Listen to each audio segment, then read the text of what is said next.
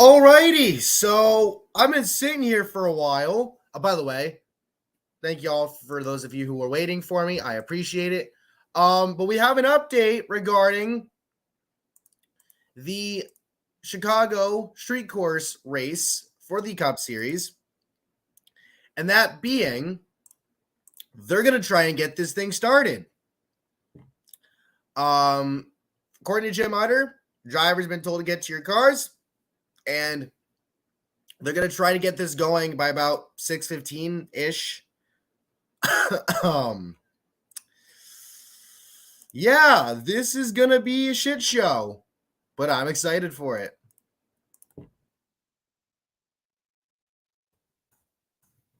Anyway.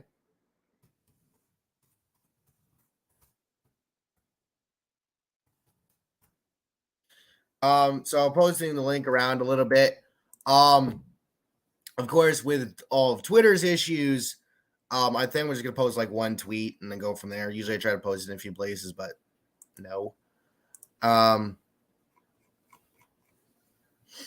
anyway, so I'll post this around real quick.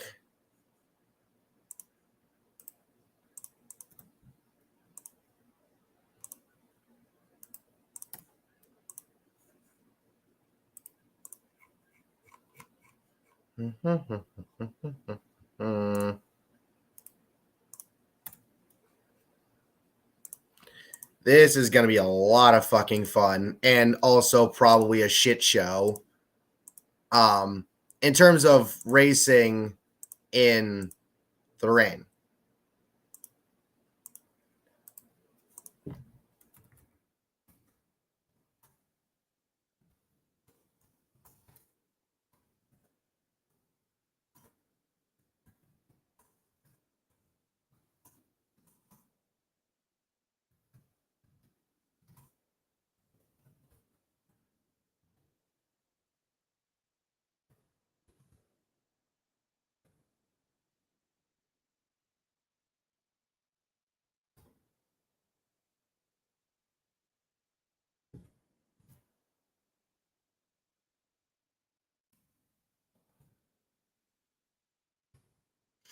But I did say I was going to go live if they were going to try and get this going.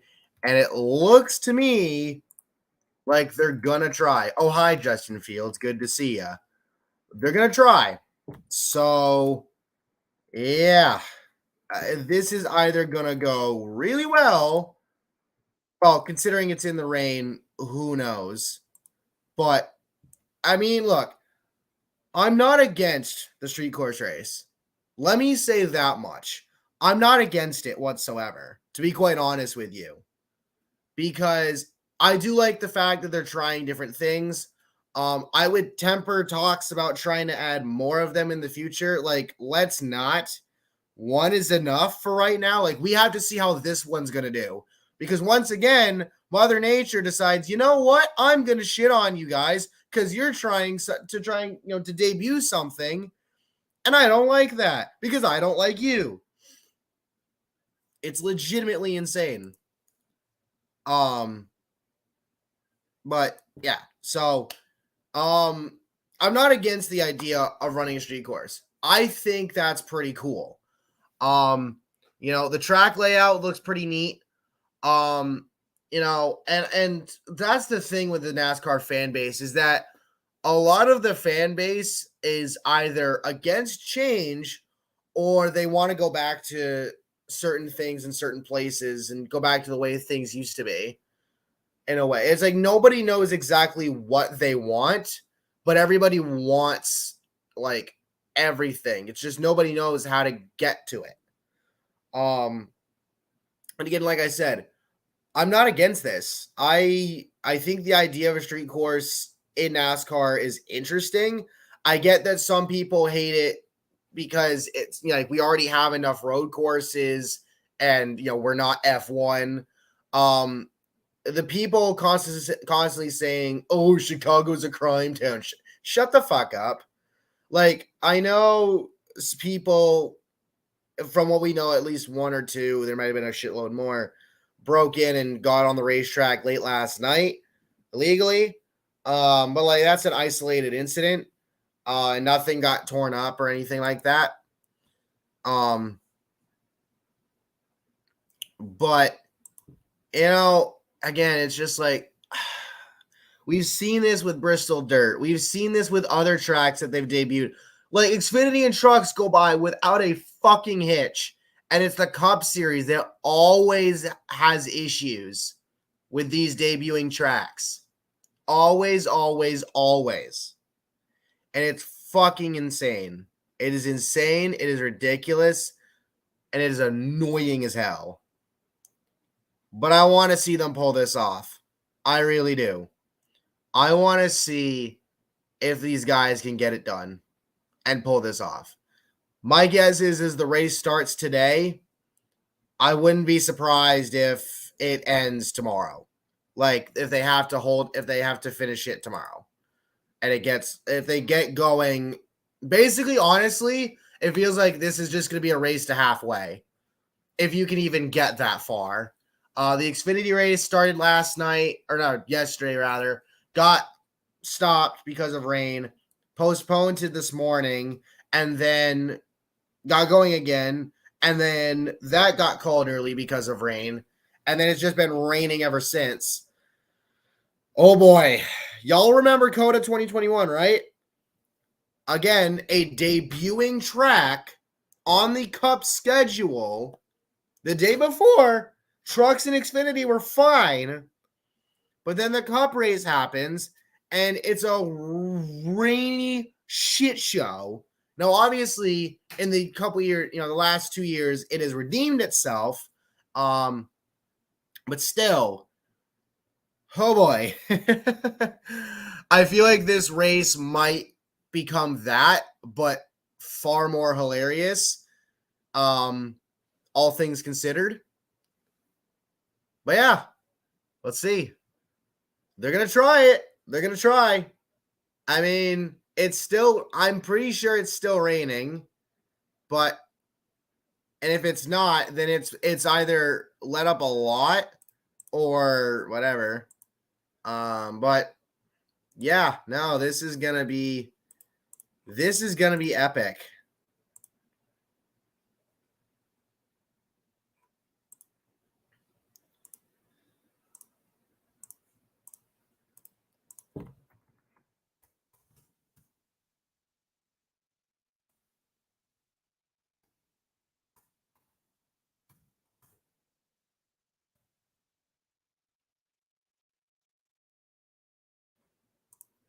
There.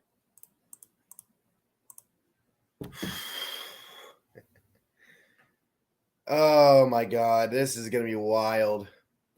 So of course another thing with this whole fucking Twitter rate limit thing that Muskrat's got going on because of a literal bug in Twitter's system regarding the homepage and other shenanigans. I'm not going to be doing a lot of Twitter searching. That's why I said earlier I'm only posting one tweet and not even posting it in some of the group chats that I'm in over there. I'm just going to post the tweet, tag some people, and we'll go from there. If people show up, they show up. If they don't, they don't. It is what it is. But yeah, I'm excited for this. This is oh my god. Ideally, you'd want to see this without the rain, much like Bristol Dirt and a plethora of other tracks that NASCAR's either has tried to debut or whatever over the years. Not just in recent years, just over the years in general, the amount of times NASCAR's had to deal with Mother Nature fucking around when NASCAR is trying to do shit, especially new shit. Crazy. It really is. Ninja Chris. Shane Van Giersbergen will win. Remember this comment in 3 hours. Yeah, if we could even get to halfway, my guy.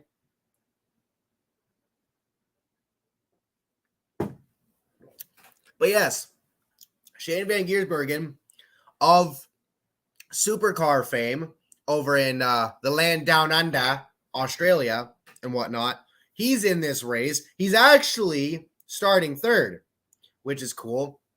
There's a bunch of other road course guys. Ninja Chris saying the radar is clear. Yeah, I saw the radar posted in Urinating Trees Discord earlier. It's like everywhere around Chicago is clear. Chicago's not. Like, only when NASCAR's here.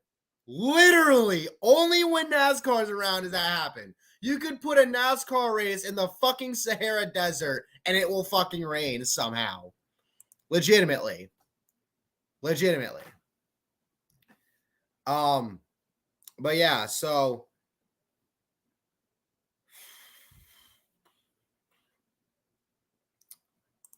click a minute. You're telling me, bro. I know. I mean, hell, I've been to a NASCAR race. I went to Fontana, ended up in a fucking blizzard. That's California for you, bitch. Oh, in LA. Well, yeah, fair enough.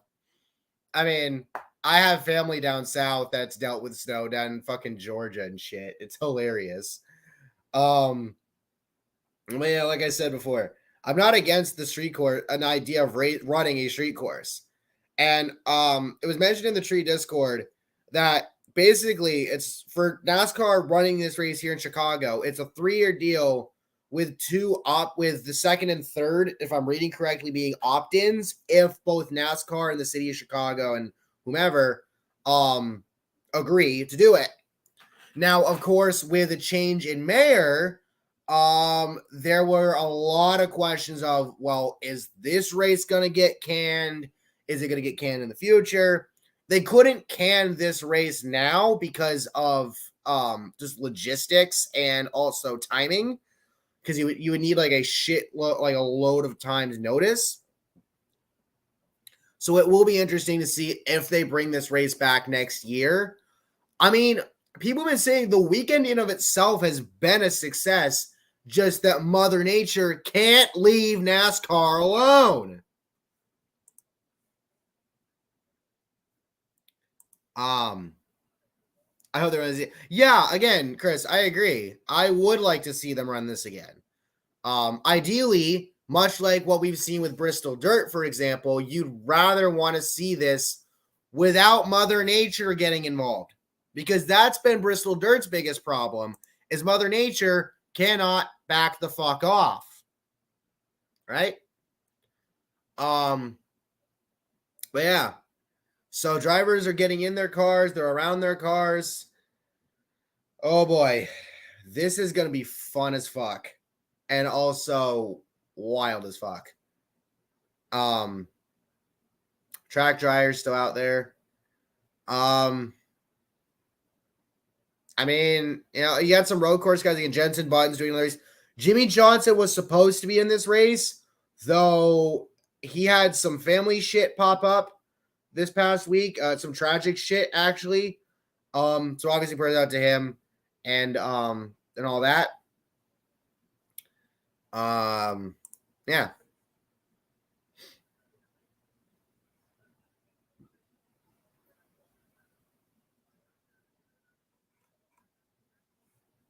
Suarez saying the weather's good.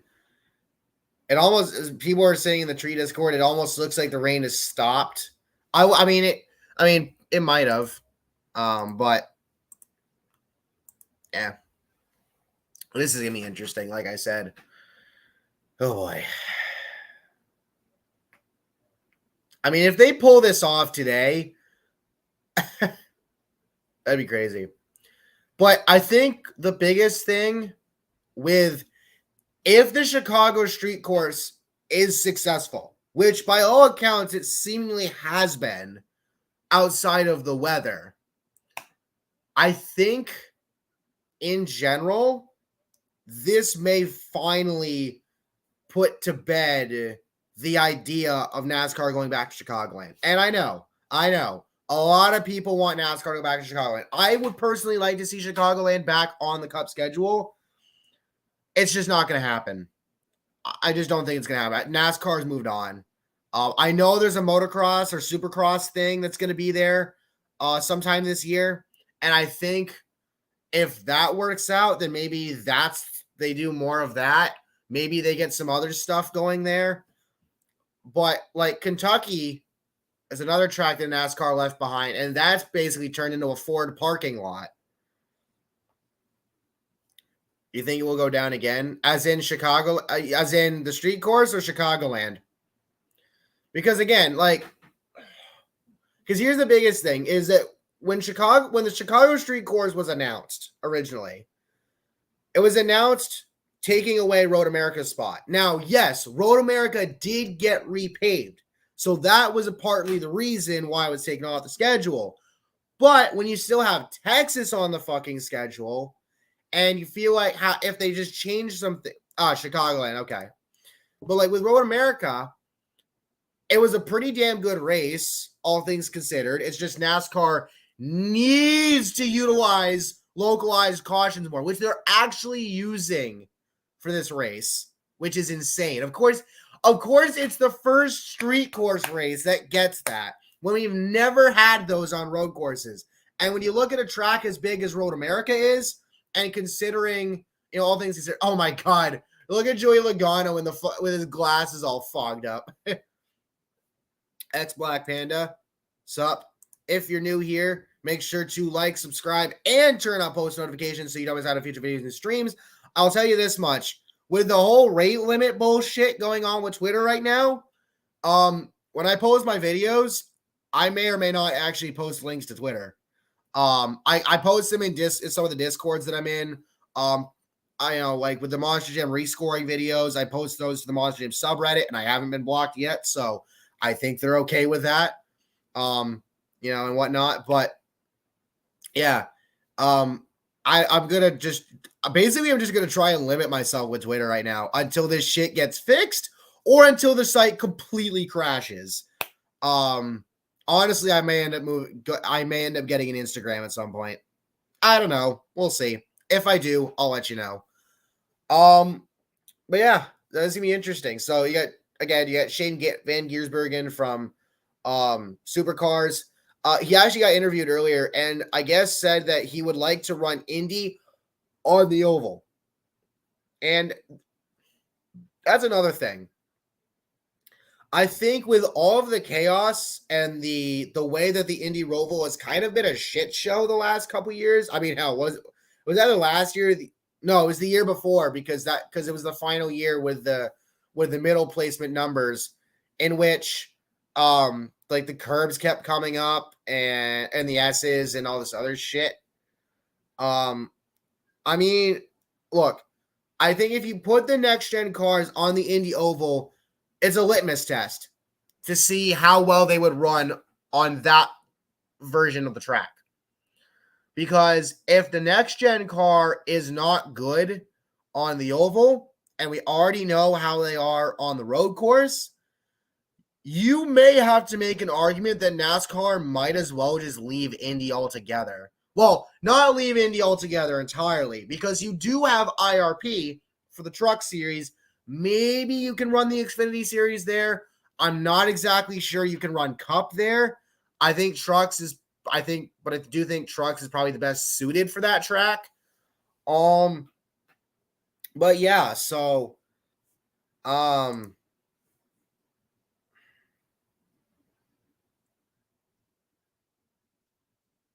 yeah, we have a window, but we got to keep it clean-ish. And new meme unlocked. Thanks, Ricky.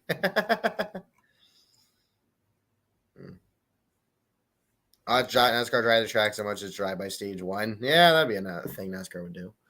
But yeah, like, there's a lot of questions with the schedule, and it makes you wonder. Like, again, put the next gen cars on the Indy Oval. If that race is not good, if the next gen cars do not run well on the Indy Oval, I'm sorry, take Indy off the schedule at that point. You still have IRP for the Truck Series, which, let's be real, the Truck Series needs to go back to the short tracks and stay there. Yes, run Daytona, do a one race at Talladega, do a race at Charlotte, and then obviously Phoenix for the finale. But the rest of the schedule needs to be short tracks. I think Indy Oval was not this great. Yeah, there's the potential for that. But we just don't know. I would like to see it though. I would. But yeah, like I said, run the Indy Oval for 1 year with a next-gen car. If it works, keep them on the oval. If it doesn't, Indy comes off the schedule entirely. I'm sorry, but there's a possibility that NASCAR's ran their course there. Have the trucks go to IRP and stay there because, let's be real, again, the trucks need to refocus on going to the short tracks. I understand a lot of it has to do with money and shit, but look at short tracks all across the country right now. Short tracks all across the country are under siege by noise Karens and booming real estate markets. And I think if somebody in NASCAR could use their brain and say, hey, what was the truck series doing for the most part back in the day when they first started? Running the short tracks. And you look at the way the truck series is right now. You have a lot of young drivers coming in who aren't really running with as much respect as the veterans want. And a lot of truck races end up, unfortunately, being snooze fests. But the short tracks for the trucks often end up delivering. North Wilkesboro truck race, that delivered, And I think the North Wilkesboro truck race, in a way, I think it opened a lot more people's eyes to the idea that the trucks need to go back to the short tracks. Have a few big races. Daytona, obviously, you have to. One race at Talladega. Charlotte, or on Coke 600 weekend. So that Friday night, obviously. Phoenix for the finale. And then one road course. One. Maybe two, but one primarily. Make it either Sonoma, Watkins Glen. Hell, there's the possibility that Canadian Tire could come back on the schedule, and we know truck races slap there, so let them go back there, right? Honestly, just like one or two road courses for the trucks. Everything else is short tracks. Everything else. So you have your obvious ones: Richmond, Bristol, Martinsville, North Wilkesboro, absolutely. Depending on how things work out there after this year, and what holds for the future, I absolutely believe North Wilkesboro. Put them on the schedule, really on the schedule for all three series, but trucks in particular. Milwaukee Mile was put on the schedule for the trucks this year, so there's that. IRP, obviously. And there's a plethora of other short tracks that you can go to all across the freaking country. Some are, and just put the trucks back on the short tracks, because I think that's where you're going to get your best action for the truck series at this point in time, with the way that series is configured right now. All right. Cars are rolling off pit road. They're going to roll off single file. Drivers have the option to go on slicks first time by pit road and wouldn't lose their position. Wouldn't imagine they would. NASCAR plans to do an undefined amount of single file pace laps to get a feel for the conditions and get feedback before they consider going green. Thoughts on Money in the Bank? Thank you, Showtime, for the question. Again, if you're new, make sure to like, subscribe, and turn on post notifications so you don't miss out on future videos and streams. Trying to hit 900 subscribers soon, with the end goal somehow, potentially, being 1,000 by the end of the year would be appreciated. Thoughts on Money in the Bank? Well, I was not home for Money in the Bank yesterday because I went to Epping, New Hampshire to New England Dragway with my dad and my younger sibling for Street Outlaws No Prep Kings, which was a lot of fun. It was hot. I got burnt in a few areas, neck, back of neck, arms, of course.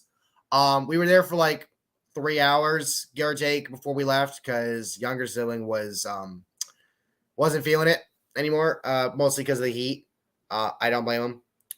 But with that being said, as far as Money in the Bank goes, so I guess you're just going match by match. Gunther versus Riddle. I guess Riddle tapped, which is interesting, but Drew returned. So I'm so glad he's back. Triple H killed the rumor that Drew was unhappy in WWE. Thank fucking God. Shayna turned on Ronda, and allegedly Ronda could be going on another hiatus. But I'm so fucking glad that Shayna turned on her. And I think Ronda putting Shayna over on her way out and building Shayna back up to being somewhat close to NXT Shayna, the monster that she was back then before Vince fucked her up, is absolutely the right call. Also, Liv and Raquel are back to being tag champs. Thank God Liv is back. Let's fucking go. Women's Money in the Bank. Io won. I got that prediction right. And go figure in a way. She was the favorite. She was the most obvious one. Really, that match was basically two different stories. You had the Becky, Trish, Zoe thing, and then Io and Bayley. And then Zelina was there proving once again that she can fucking wrestle. By the way, I saw the clip of Io handcuffing Becky and Bayley through the ladder. Oh my God, that was fucking hilarious. Oh my God. And this is why we call her the genius of the sky. Right there. Men's Money in the Bank ladder match. So, Damian Priest won. Now, Triple H said afterward in the post-show press conference that good things happen to those who wait, and LA Knight's time is coming eventually. I understand that fans wanted Knight to win. He's been building himself up with a lot of promos. He has the catchphrase. He's gotten insanely over. I said in the prediction video, like, people in the IWC talk about how people come out of Bray Wyatt feuds and never looking good. LA Knight may have, and that's no disrespect to Bray. I don't necessarily adhere to that opinion. I just think it's all about how the talent are booked. But LA Knight, in a way, has kind of bucked that trend. Not necessarily in terms of matches, but in terms of just getting over. But Damian Priest winning, outside of LA Knight winning, was the only other option that would have worked. If Logan Paul won, they would have burnt the fucking arena down. Damian Priest winning, and you can make the argument that Priest shouldn't have won and that he can get title shots just on his own. But Priest winning is a pretty neat idea in the sense that, for one, it provides more dissension between him and Finn in terms of the Judgment Day, and then the possibility of JD McDonough popping up and joining the group. I think what will happen is when Damian does decide to cash in, Finn's going to cost him, and it's going to lead to a match between them in which the loser leaves WWE. It's basically loser leaves the Judgment Day, but more importantly, loser leaves WWE. And by that, they just go on hiatus and then they'll come back later. Now, allegedly, there's rumor that Finn isn't necessarily being looked at as a world title contender, or something like that. I don't know. I think that's kind of bullshit. But then again, when he had his chance, and then he got hurt in the match where he got that chance. So I don't know, but I'm interested to see where things go with Priest and Finn and Judgment Day as a whole. And speaking of Judgment Day, Cody beat Dominic. Crucially, Brock Lesnar didn't show up. I thought Lesnar was going to show up, and that if he did, Cody was going to lose. But he didn't. So I still think we're going to get Cody versus Brock 3 at SummerSlam. I just find it interesting that they didn't have Brock show up here, but regardless, Seth and Finn, from what I've heard, it was a good match, not their best. Apparently it dragged on at times, but Damian pulling up and sort of teasing is interesting. And again, it leads to the idea of dissension and furthering that. And then, if I'm not missing anything else, The main event, Usos versus Roman and Solo. I've seen the highlights. I've seen the clips. I've seen it. Jey Uso. There was a bunch of callbacks to previous matches, namely the ones at the beginning of this whole Bloodline story. You know, when Roman was trying to get Jey to fall in line and use Jimmy to do so. Jey pins Roman, ending Roman's streak of not being pinned at like 3.5 years or something. Shut up. I absolutely believe we're going to get Roman versus Jey at SummerSlam. Now, I have a feeling like there's going to be a stipulation involved because Roman is going to want Jey to try to do this to try and beat him on his own. And he's going to want to try to keep Jimmy out of it. But another aspect to think about is the fact of that at times it was Solo Sikoa and not Roman Reigns taking the lead in that match. And we know or would figure that eventually Solo's going to leave Roman. My guess is Heyman will turn on Roman and take Solo with him. So therefore, I just cannot wait to see where this goes. That's Jey pinning Roman is massive because it shows that one, Roman can be beaten, like, and actually pinned. Two, it was a clean win. Now, yes, there was a ref bump, but it's not like shenanigans happened enough to where Roman could have won. It's like Roman and Solo, they did their stuff. I mean, hell, the spear and the spike at the same time on Jey was insane. Roman stacked Jey and Jimmy up like he did Edge and Debray at WrestleMania 37, but Jey was able to kick out. And then, so I cannot wait to see where this goes. I know people want either Cody or Sammy to win. I think the Sammy part, that book is closed at this point. I don't see them getting Sammy back involved with Roman. Obviously, there's Cody and finishing his story. But I think Jey should dethrone Roman. Because then it comes back full circle to where it all began.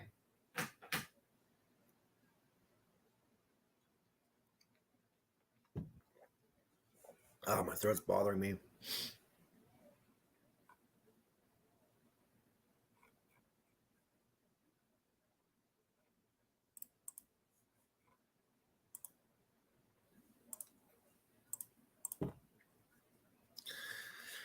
All right. So initial start will be single file. And I'm going to keep the U-Tree Discord open so I can keep an eye on things just in case. But it looks like the start will be single file.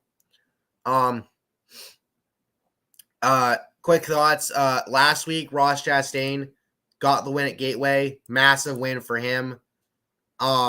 Which, by the way, he needed it. I've said all this week, regardless of what happens or how it happens, this race is going to shake up the points pretty big, at least in terms of the guys who don't have a win yet. In my opinion, I think it's going to shake up a lot because with the weather being factored in and the fact of just, all things considered, I think with weather being factored in, the fact that this is a street course race, it's their first street course race.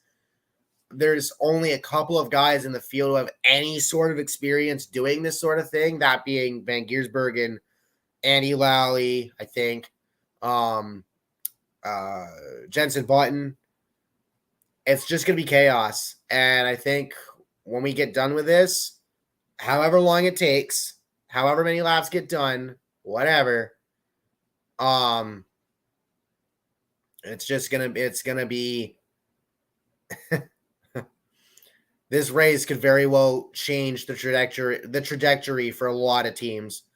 And again, I feel like in a way it might be a battle of attrition, and it's entirely possible that there could be a new winner, could be a surprise winner, could be Shane Van Gisbergen, could be Jensen Button, could be somebody who's actually competing for the playoffs. You know, yeah. So we'll see.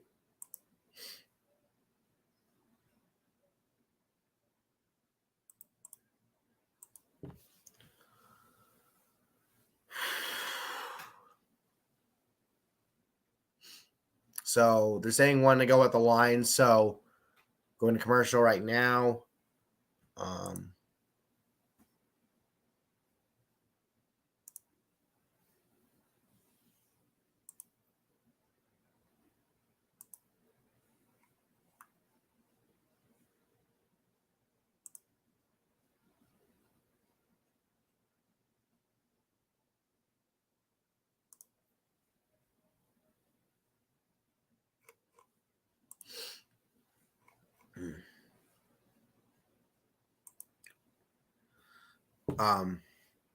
So yeah. I don't really know who. I don't even have a winner picked for this race. Well, actually, no. Fuck. I do actually. Joey Logano, because he loves winning on new tracks. Anyway, I need to fill my glass because my throat is bothering me. Fucking out. Oh, by the way, speaking of WWE, rumor has it that Carlito has signed to rejoin WWE, which I think is fucking awesome. You know, obviously he had potential back in his younger days, and maybe never really capitalized on it in his time, and then had issues towards the end of his run. But he's done a lot on the indies, and obviously he had the massive pop in Puerto Rico at Backlash. So if he is truly signed, I'm happy for him. The rumor that I've seen is that he may make his return to WWE at their next Madison Square Garden show, which I believe is SmackDown this week, if I'm not mistaken. So that'd be interesting. Or whenever the next, I shouldn't say this Friday because is it this Friday? Yeah, I believe they're at MSG for SmackDown this week. I think.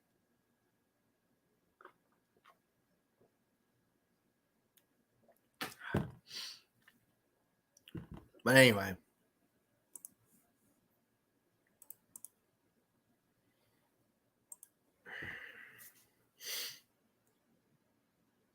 Yeah, honestly, if you look in the background, it has, wow, the track looks dry.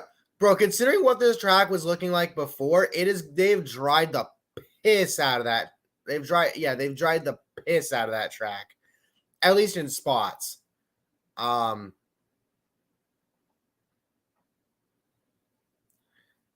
They're kind of like, the first few guys are kind of lining up 2x2, although they did say single file to start with. Pace car's lights are off, by the way. All right. Yeah, they are single file. Okay.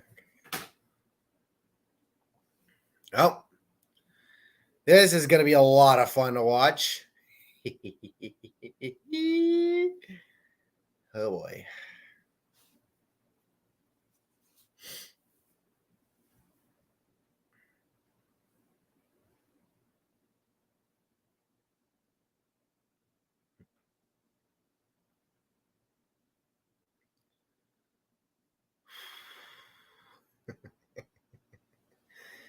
Oh, my God. This is going to be a lot of fun to watch. Really is.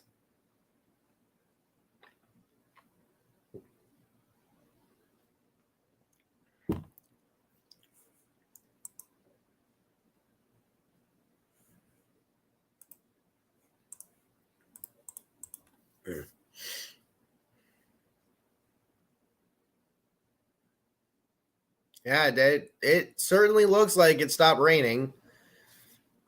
Elf, hey buddy, how you doing? Meanwhile, we argue that yesterday's bullshit during the NHL free agent frenzy was explosive crap in the least. So, yeah, I caught up on that last night in terms of free agency in the NHL.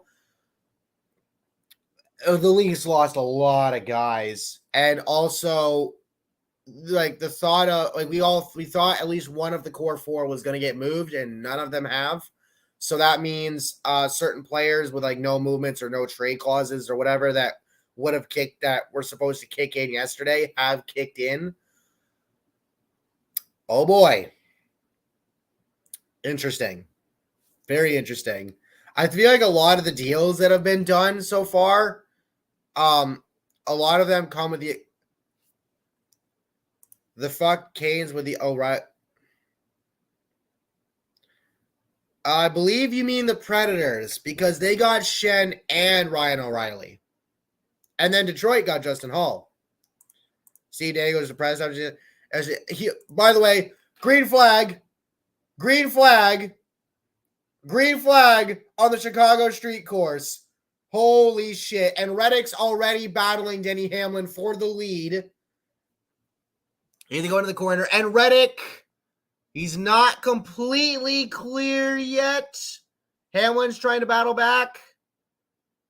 Here we go. Oh, Reddick has the inside. Reddick on the inside. Can he clear him in the next corner? Yes, he has. Reddick takes the lead. He won at COTA earlier this year.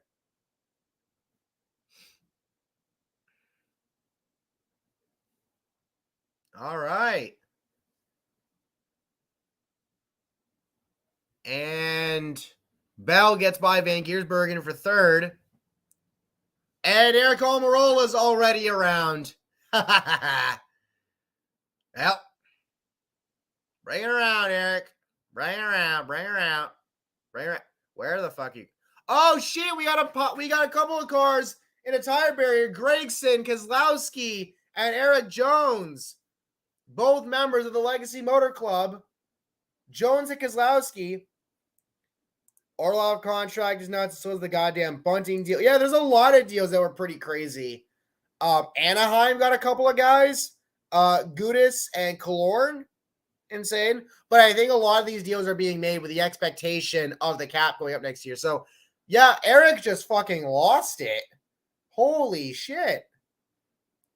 And then here, yeah, so Eric just fucking lost it all on his own. And then what happened here? Eric just completely missed the corner. Got basically right in front of Keselowski. And then Gregson, oh, he had nowhere to go either. Damn. Denny's in the barrier. Denny's in the fucking barrier. Rip, bozo. Ain't that some shit? You know, it would be really funny if Jensen Button won for Rick Ware. Literally. I'm telling you, I already told you this race is gonna look like a war of attrition, and we're already seeing it.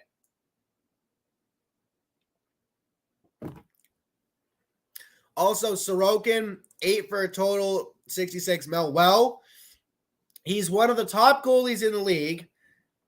Oh yeah, fucking Hamlin just slid it right in there. That's what she said. Pause.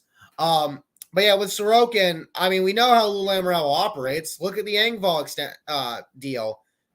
He doesn't want to deal with people's agents. So that's why people get long deals. But also, Sorokin's one of the top goalies in the league. So, I mean, it makes sense.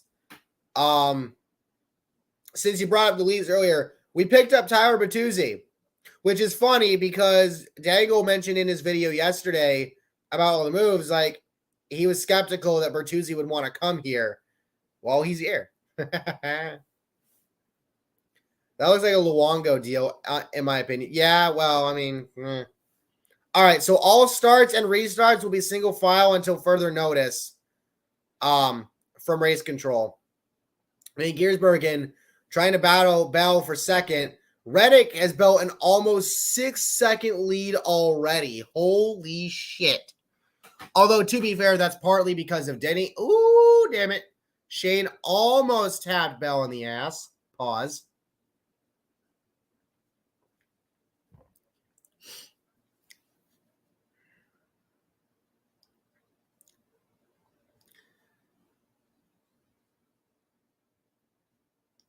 Hashtag I hate my contract, Bobby Lou.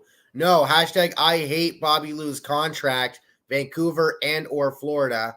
Ty Dillon's on pit road.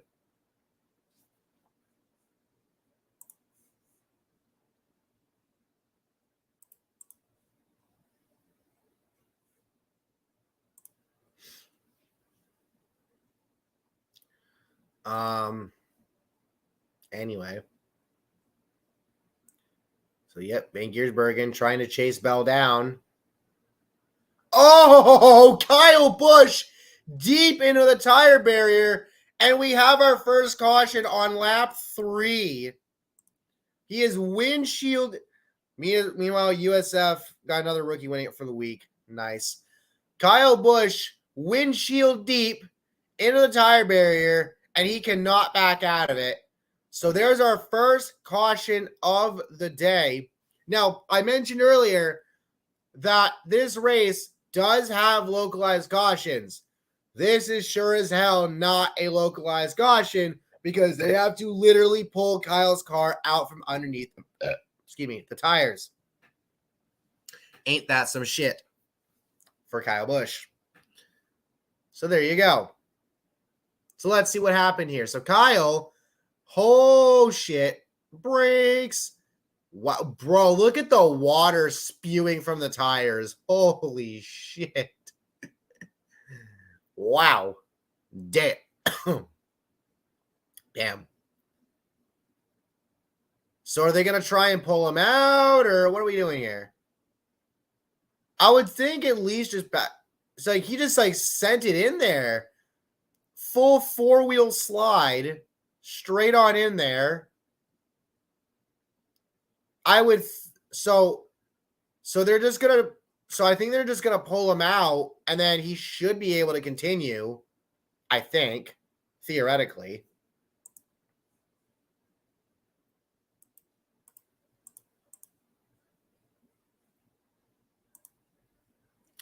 I would think there's a possibility the front end of the car has damage.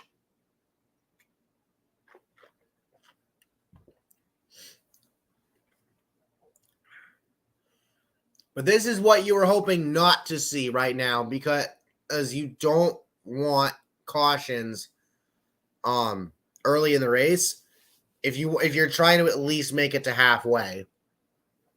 But hey, how about Josh Bilicki running 20th in the 78 car right now? You'd love to see that. There you go. Pulled him out. All right, they got him out. So now the question is can Kyle get going? Because I would think a lot of that water possibly got into the engine. Maybe. So we'll see.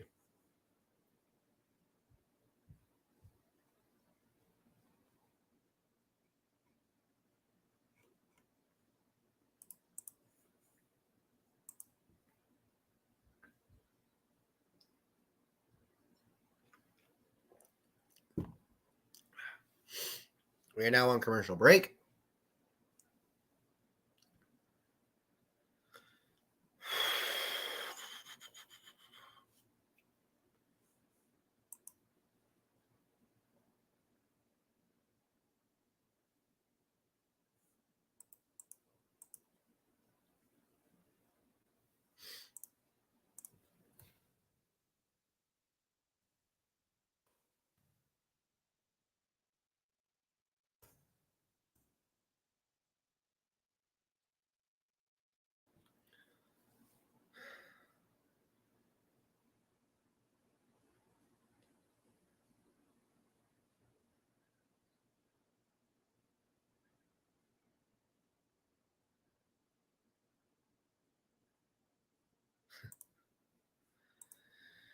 Currently under commercial break, waiting for the race to come back on. Kyle Busch brings out the first caution of the day, going windshield deep into the tire barrier in one of the corners. We've had a few guys either just basically lose it and either go off to the side or if you're going to roll it, completely spin out all by himself. But yeah, so far so good.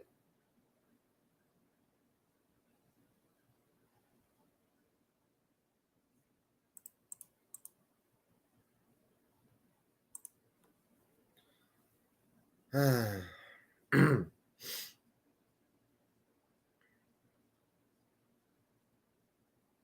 on, let's go. Back to the race, please.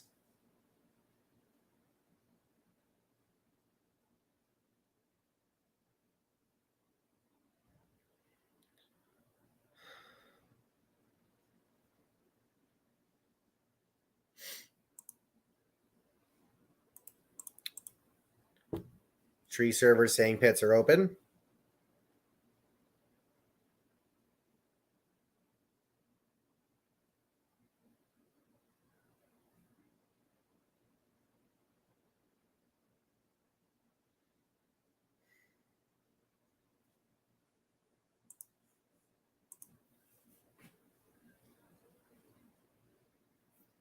And we back. All right.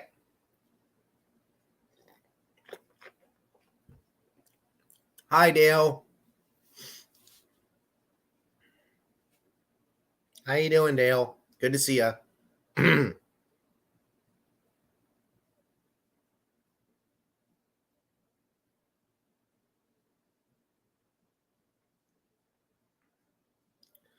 Currently under caution for the first time today. Coming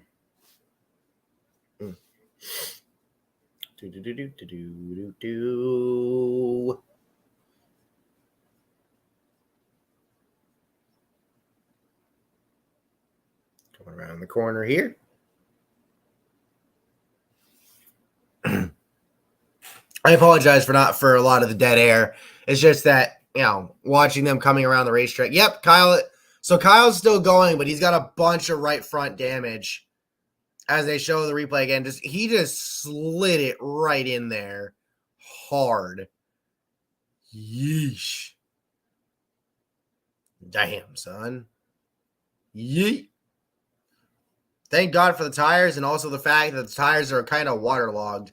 Also, here's his onboard. Bing. Again, I think Kyle's issue is the possibility that rainwater got into the engine. He has 4 career road course wins. He's winless in his last 20. Okay, so the damage is not entirely bad, but it's there.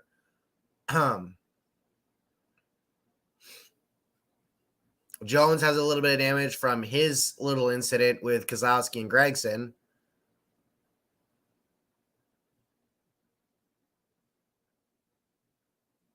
Look at all those people in this big ass fucking building. Watch it. Like, bro, fuck paying for a ticket. Like, we live next to it. Let's watch from the building. That's some neat shit. That's some neat shit right there. So Kyle says everything's good with his car. And we're back to green. We are back to green. So they must. So I'm thinking they probably pitted under the freaking ad break. But anyway, we're back under green. Reddick taking off. Let's see who fucks it up next.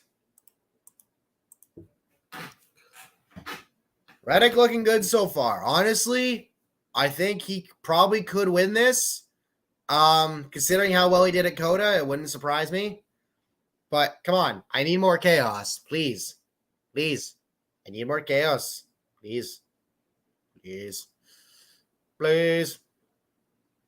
McDowell trying to find a way around Larson for the, or sorry, around Suarez for the fourth spot. Oh, shit. McDowell may have gotten him a little bit loose there.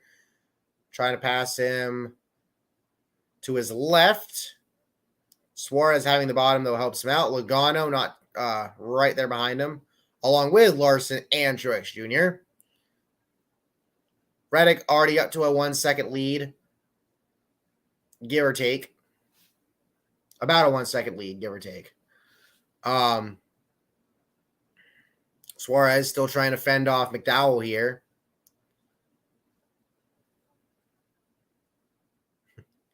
This is crazy, man. It really is. Wow. Reddick's fastest lap is a 147.058. The next fastest, now a 145.862. Fastest lap speed at almost 75 miles an hour. Crazy. Oh, McDowell finds his way around Suarez. Though he was a little loose there. Get loose now. Oh, McDowell trying to hold position. They got Logano and others behind him. By the way, I also wonder how do the Stewart-Haas cars end up fucking themselves in the ass this time, all things considered. Looking pretty clean so far, though.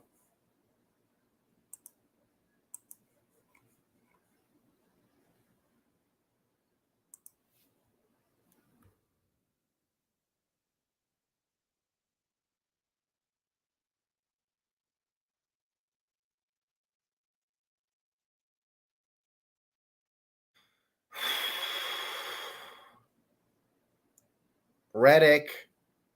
It's still a 1 second lead. Ooh, wow. Ooh, Allmendinger and Hamlin almost made contact. That was pretty close right there. He's staying within a second or so of Reddick.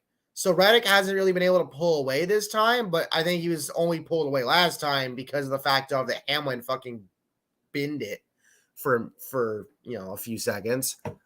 I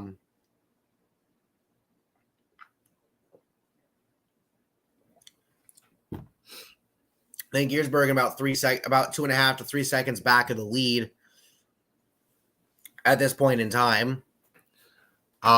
Stage 1 is 20 laps, by the way.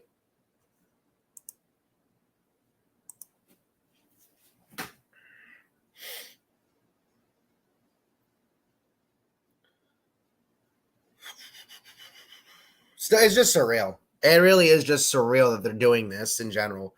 Now, Bell is also pretty good on road courses. He got his first Cup win on the Daytona road course a couple years ago.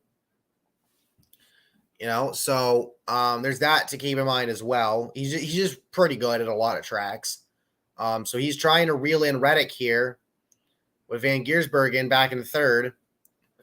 And the three of them have essentially pulled away big time from McDowell on back, because McDowell on back is back by 10 seconds or more. Meanwhile, the top three are within 3 seconds of each other, give or take, with Bell about a second behind, or less than a second behind, actually, and Van Giersbergen closer to 3 seconds back of the lead. But if Reddick and Bell have shenanigans, then Van Giersbergen could possibly catch up and try to pass him. But with that being said, Reddick holding his own so far, looking pretty good. There's Van Giersbergen back there. By the way, fourth place McDowell is now over 11 seconds, almost 12 seconds back of the lead. So this top three, as I said before, have pulled away big time.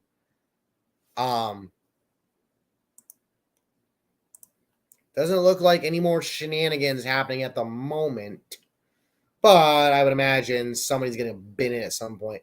Kyle Busch, he's over 40 seconds back. Like he's in last. He's over 40 seconds back of the guy who is in second last. So, yeah. Not very great for Busch. But yeah, Bell trying to keep within about 5 or 6 seconds, or 5 or 6 tenths of a second rather. Oh! Reddick screws up the corner, and Bell flies by for the lead. Reddick bottles the corner, and Bell takes the lead. Well, shit. There you go. That's what Bell was looking for.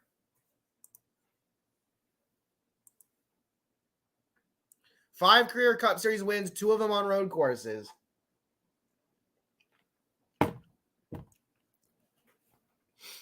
So Reddick's going to be looking for Bell to try to make a mistake. Bell, Reddick, Van Giersbergen, McDowell, and Truex Jr., your top 5 as of right now as we head to commercial.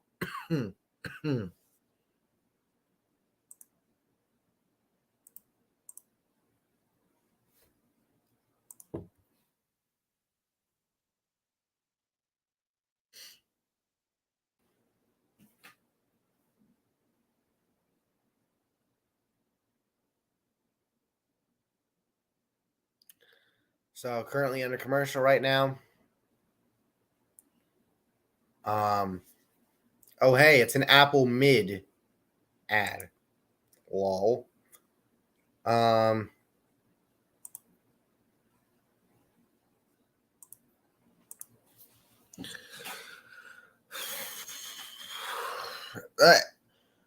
Honestly, it hasn't necessarily been as much of the attrition fest that I thought it would be at first.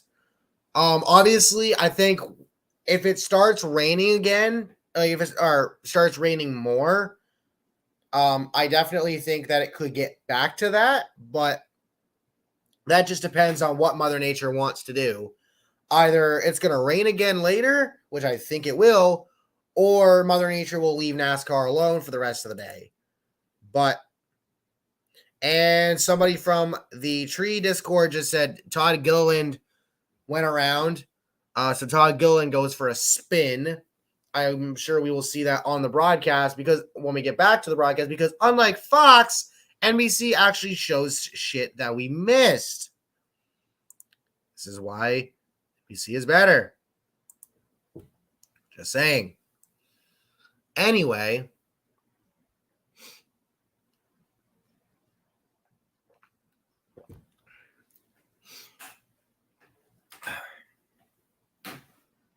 There's a Sonic ad on my screen, or was, and I kind of wish there was one around me. Not gonna lie. May have to go find one and go try it out sometime. But anyway, you got an ad for the Daytona regular season finale. Mother Nature, please.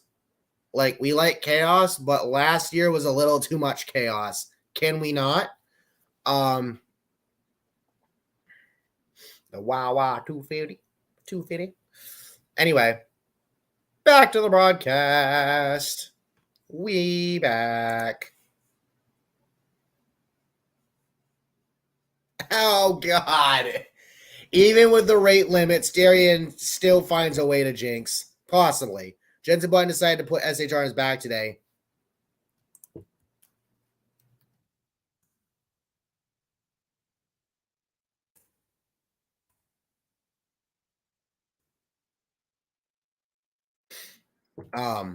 Though he said SHR and not RWR. But like, yes, I know.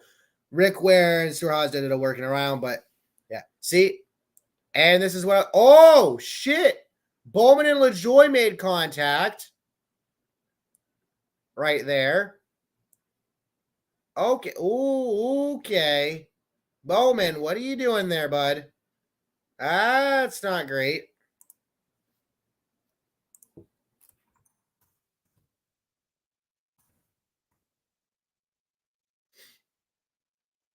That was interesting. Interesting moves by Bowman and LaJoy there. And now Reddick has fallen back closer to Van Giersbergen in third.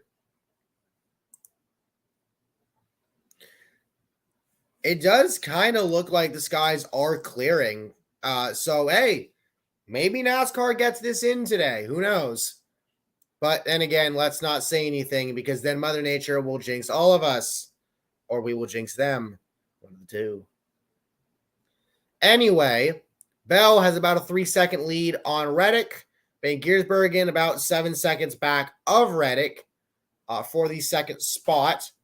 We're at 12 laps in of 20 for stage 1 of 100 overall. Your top 10 right now is Bell, Reddick, Van Giersbergen, or Van Gisbergen, however the fuck you pronounce it. Van Gisbergen, I think.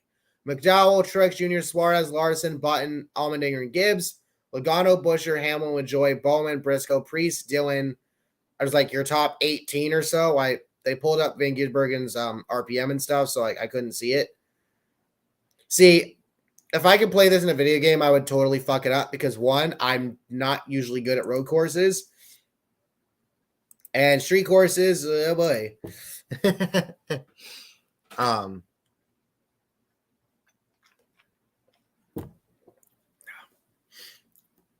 See, this is the thing that sucks about the Twitter rate limit thing, is I could check my Twitter on my phone right now. And I haven't hit the rate limit for today.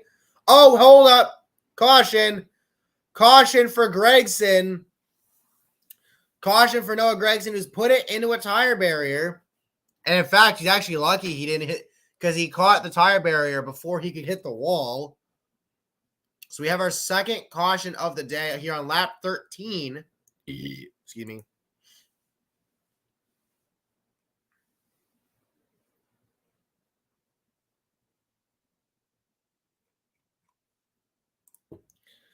Gragson was involved in an earlier incident between him, Eric Jones, and Brad Keselowski. And now, well, for one, Gregson's stuck, a la Kyle Busch before.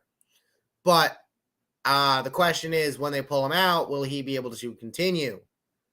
He's got smoke coming out the back a little bit, or from underneath the car, rather. Fuck they trying to do?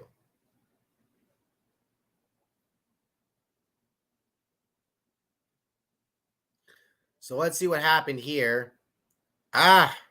Gregson just couldn't turn. He couldn't turn into the corner. And then he does a fucking burnout. He does a fucking burnout trying to get out of it, trying to back himself out of it. Damn, son. Holy shit.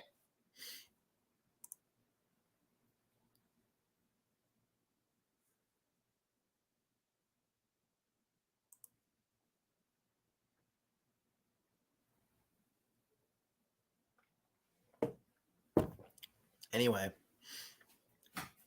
So as I said, under caution for the second time today, Noah Gragson puts it into a tire barrier right next to the wall. They've got cars going by right now, and now the truck's pulled up, so they're gonna pull him out, and we'll see if Noah can continue. He's definitely gonna have to pit because he's burned them right rear tires and flat spotted them probably.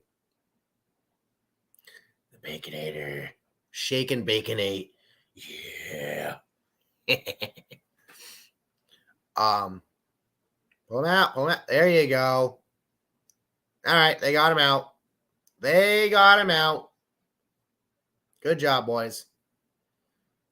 I mean, all things considered, I don't think he's gotten much more damage than what he already had.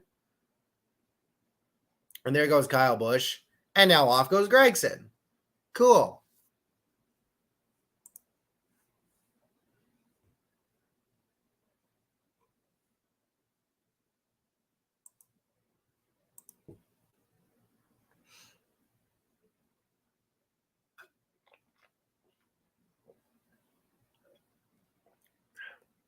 And now we're back under caution.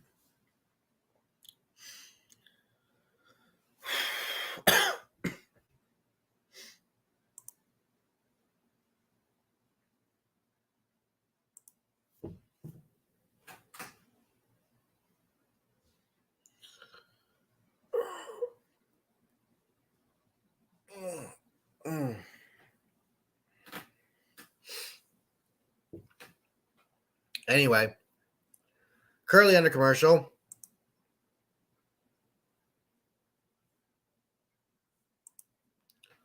I could go for a Subway full on right about now. I'm not gonna lie.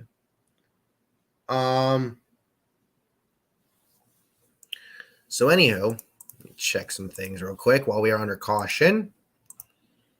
Here.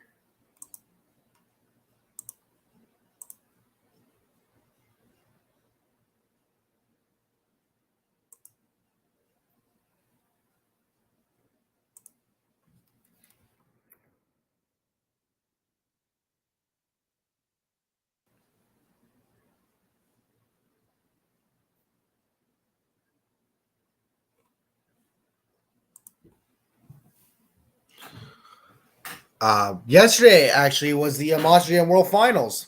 All 4 events were done: high jump, 2-wheel skills, racing, and freestyle.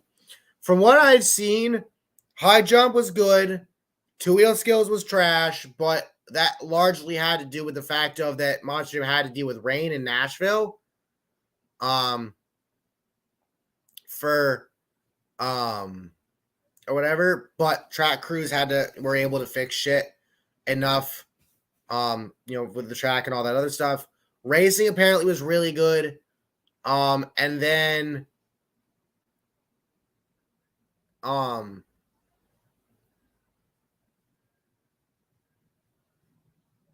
freestyle, I guess, was okay.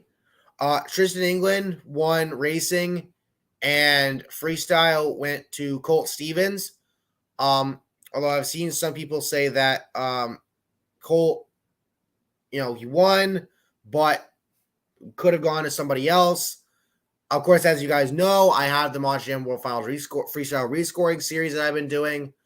So of course, when I eventually get to this one, it'll be interesting to see how it all played out and who I think personally should have won. But with that being said, we've gotten back to the broadcast for the race.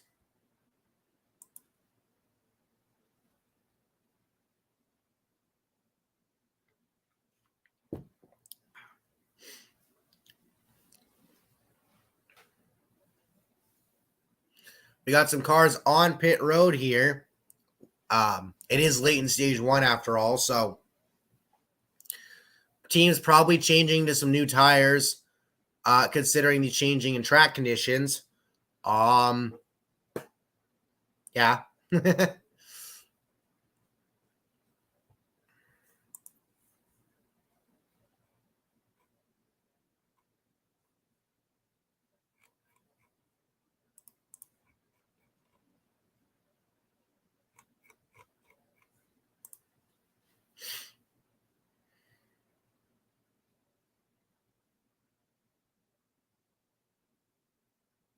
All right. It's insane how not only how much the track is dried, no parking zone NASCAR. I like that. It's insane how much, not only how much the track is dried, but also how much, just how much, Mother Nature just seems to be laying off for the time being. Now, we don't want to jinx that. Excuse me. Because we know that Mother Nature likes to rear her ugly head a lot when it comes to NASCAR. But all things considered, this is going pretty good.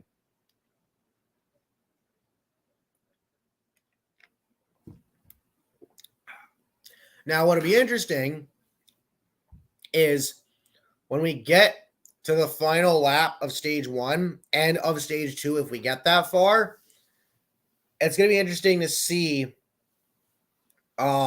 how these drivers will race each other, because of the fact of that you have a couple of guys who are up here in Jenson Button and Shane Van Giersbergen who are not full-time drivers. So they're not racing for playoff points, but they're also not going to, or stage points rather, but they're also not going to let these guys go by easy. And then you have other guys who are battling to get stage and playoff points. So hold up.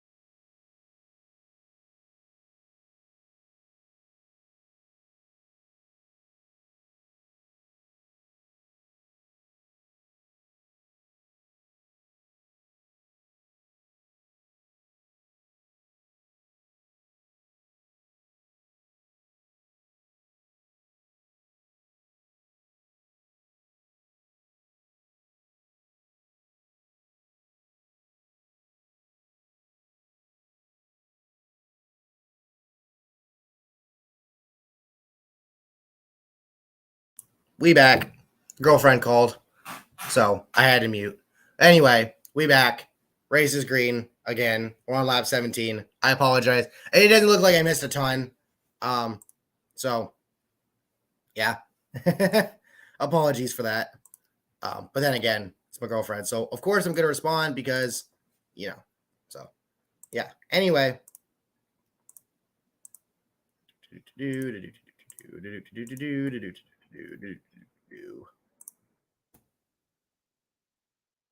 That real quick. There we go.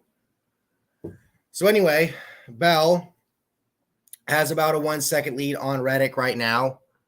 Your top 10 currently is Bell, Reddick, Van Giersbergen, Truex Jr., McDowell, Suarez, Larson, Button, Allmendinger, and Gibbs. But what I was saying earlier was I'm interested to see how these guys will race come the end of the stage. Specifically, Van Giersbergen and Button, as far as racing against all these other guys who are battling to, either for just to get more playoff points or that are already locked into the playoffs with a win, or the guys that are fighting to get playoff points and try to help their position in terms of potentially making the playoffs.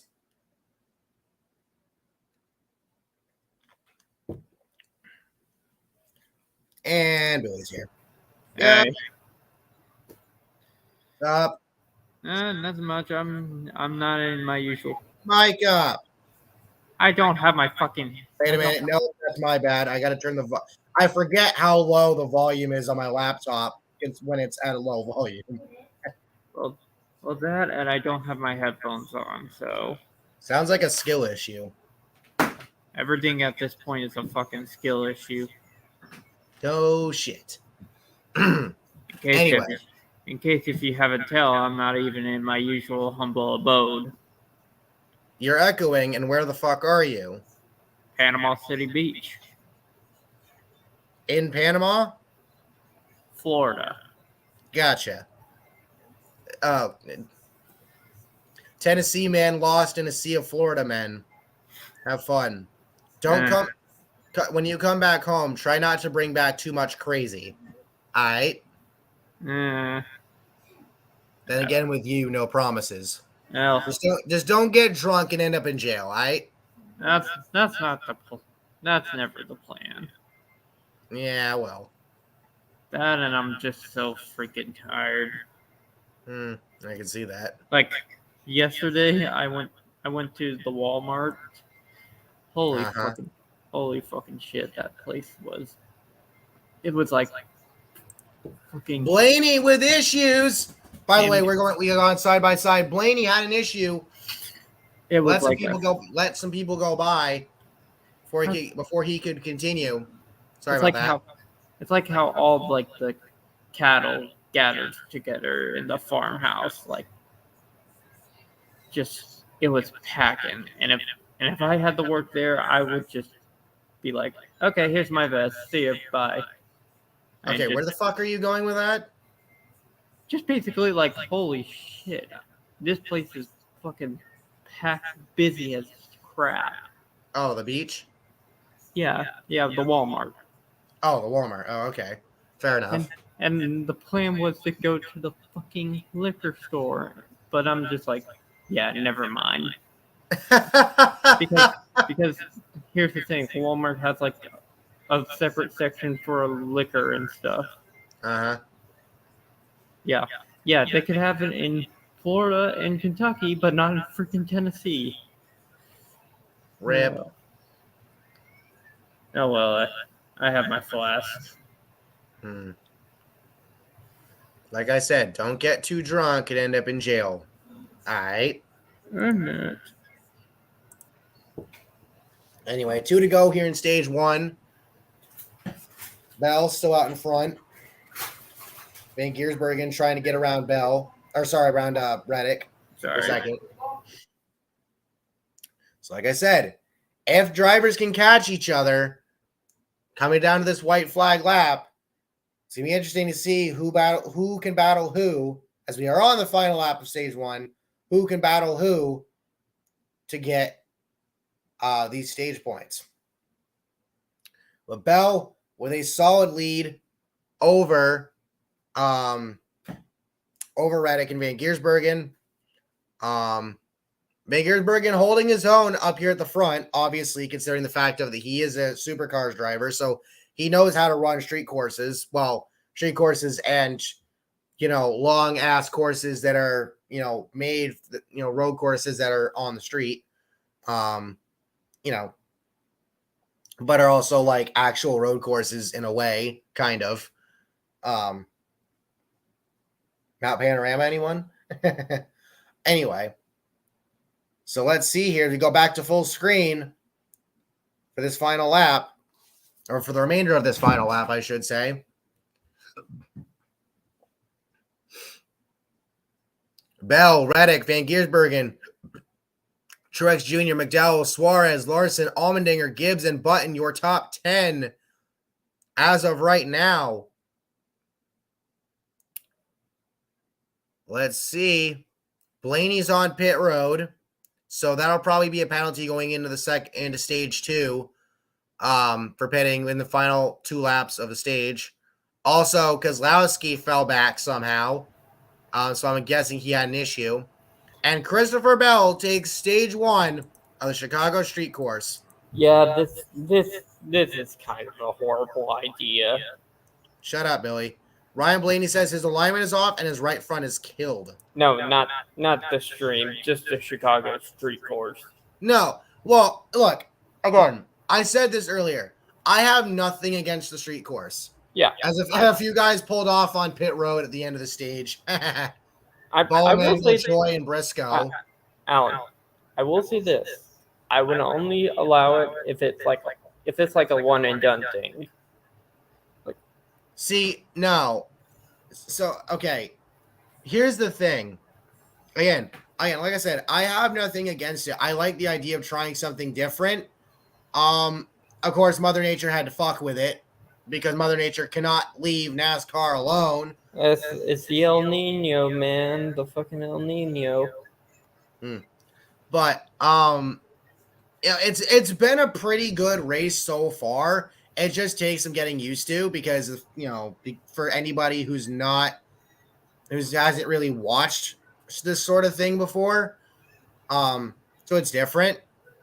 But yeah, I mean, I've got nothing against it. I think it's a lot of it's fun. I think it's going to get more fun as the race goes on, and I think eventually it's going to become a war of attrition because even though the track is drying out, there's that possibility that Mother Nature is going to rear her ugly head again, and if she does, chaos, bitch. Well, hopefully it's better than freaking F1. Because anything's better than F1. Because F1 is slowly turning into WWE back in like the early 2010s. Verstappen. No, we don't call it Formula One. We call it Formula Boys Club. Honestly, that's what it feels like. It feels like every team, or like the top teams, it's a boys club because you have your top guy and then you have your secondary guy who's not allowed to challenge the top guy. And that's bullshit. Well, I just call it the circle jerk of Europe. Pretty much. So I think Briscoe, Bowman, and LaJoy pitting at the end of the stage there, literally as everybody was coming to the oh, wait a minute, shit. Oh, I'm a dumbass. I just fucking realized. They're not doing stage cautions. Holy shit, I'm a fucking dumbass. Wow. Sorry, sisters woke. It's fine, Billy. Well, they're probably just like get over the. Well, no, because that was the thing that NASCAR introduced this year. Not with all of the short track, or not. Oh shit! Oh, Logano binned it, but he was able to bounce out of the tires and keep going, unlike Noah Gragson and Kyle Busch. But as I was saying, no, I just completely forgot about that being a thing. I thought they were gonna fucking pit. Okay, so now is when you're gonna start seeing people pitting. Oh no! Button went around by the entrance of fucking pit road. Logano gets around him, and now Button goes. Okay, so Button's on pit road. He just spun around at the entry of pit road. Allmendinger is also on pit road along with Logano. Allmendinger already took his 4 tires, so he's off. Jesus fucking Christ. Sorry, Brandon. That's fine. Oh, so you're saying a car behind tagged him. Oh, he did get turned. He got turned by Buescher. Buescher spins Button. So Button just said, fuck it, I'm already here. I might as well pit. Whips it around, almost gets hit by Logano. Well, he got hit by Logano. Yeah. That was fucking hilarious. Holy shit. I could see an AJ. Damn, son. What moves you got there? I could see an AJ Allmendinger win here. Yeah, possibly. For me, it's I want either Button to win for RFR or RWR, which, by the way, I guess this plays into the Darian jinx that he had earlier for him, because he said that that Button was putting SHR on his back today. So there you go. But I want either Button or Van Giersbergen to win. Honestly, I would not be surprised if. I mean, Button, you can't even say he gets a penalty for that. Like, yeah. Bubba Wallace winning, I would be happy because someone in Tree's Discord said that was Ty Dillon. You dumbass. No, that was Buescher. Idiot. Anyway, Hamlin's in. McDowell and Buescher were in and took 4. Hamlin's in. Byron's in. Byron's on his way out. Dillon's in. Ty Dillon, that is. Almirola's in. Gilliland is in. I will say this. This has just been a lost season for Chase Elliott. Well, I mean, yeah, all things considered. Well, with his injury and him being injury, missing a race because of suspension, because he decided to be a dumbass. Because Danny Hamlin, he just bumped you, and you just have to dive bomb him. Yep. I mean, I get it. You guys have had beef for years, but like, Jesus Christ. Yeah, but here's the thing. Denny is now focused on Ross Chastain. I have a link to the Discord. I could provide one, but I'm not going to. No. Yeah. And that depends on which Discord you're talking about. If you're talking about the Tree Discord, I could, but I'd want. Oh, God damn it, Gilliland. By the way, Truex Jr. is on pit road. Gilliland had an issue there. Have we had a caution? We've had a couple. Kyle Busch binned it. Noah Gragson binned it. Both of those brought out cautions in stage 1. Larson's on pit road as well. Why the hell is Harrison Burton 17th? Because people are pitting. That's why. I know. Andy Lowley's in. Cindric is in. Austin Dillon is in. Eric Jones is in. Kyle Busch is in.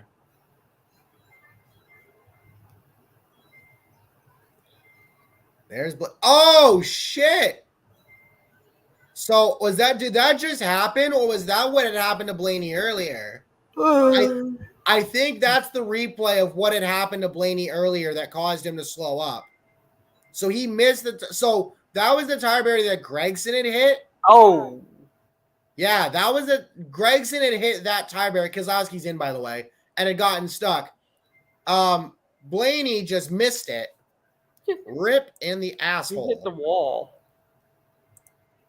I don't know what's like. I don't know what's wrong, but I just think NASCAR. Oh, Elliott put it in. Elliott binned it. Bell's on pit road. Elliott's able to continue.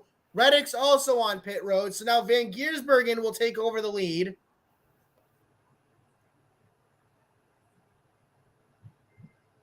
I mean, Elliott missing one of the cowl flaps on the hood of his car. Suarez is in. I mean, if Van Ginsberg wins, then I need to say it that way. Chastain's in. Sorry. Like, I would be happy if Bubba or Harrison Burton wins. Bell winning would not shock me. Reddick Reddick, same winning, thing. will be all right. I mean, Ty you won Gibbs at winning COTA, will, so get him another win. Why not? yeah. Ty Gibbs, Ty Stenhouse Gibbs Jr. winning would in. be Well, Gibbs winning would put him in the playoffs, which would shake up the playoff bracket.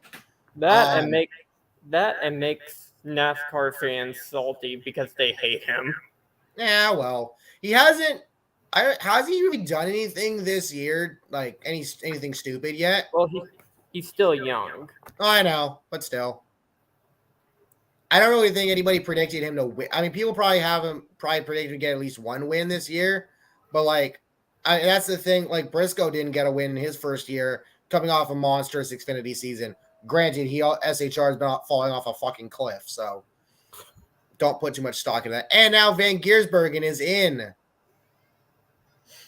Van Giersbergen will pit. So right now it's been so Van Giersbergen's on pit road. Gibbs, Priest, Balicki make up the next three. Bell is fifth. Reddick, Wallace, Truex Jr., Harrison Burton, and Suarez. Gibbs is now in.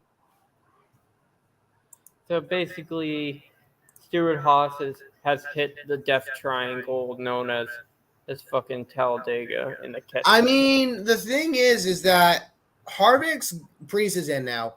Harvick's gone after next year. Barry's taking over for him. Bell is trying to get around Balicki here. I mean, Josh Berry, you have a fucking Xfinity team. Yeah, but you're not promoting Riley Herbst right now, which is funny because Stewart said he doesn't want pay drivers in his cup cars, which is what Riley Herbst is. And that's what Cole Custer was before he got bumped back down to Xfinity. You know, I get it, but you have to hit a hard reset now. And honestly, I think SHR needs to downsize. By the way, we're under commercial now.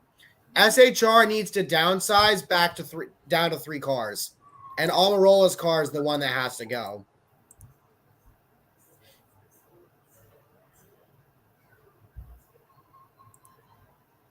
To be quite honest. Yeah. I will say this. The journey here, like, once we got out of Montgomery, it was just basically like, because it was nothing more than back roads and everything. Yeah, well, that's life. Like, I wanted to vomit. Yeah, well, skill issue. No, dude, it was fucking hell. Yeah, well, that's Florida for you, my dude. No, it was going through Alabama. Oh.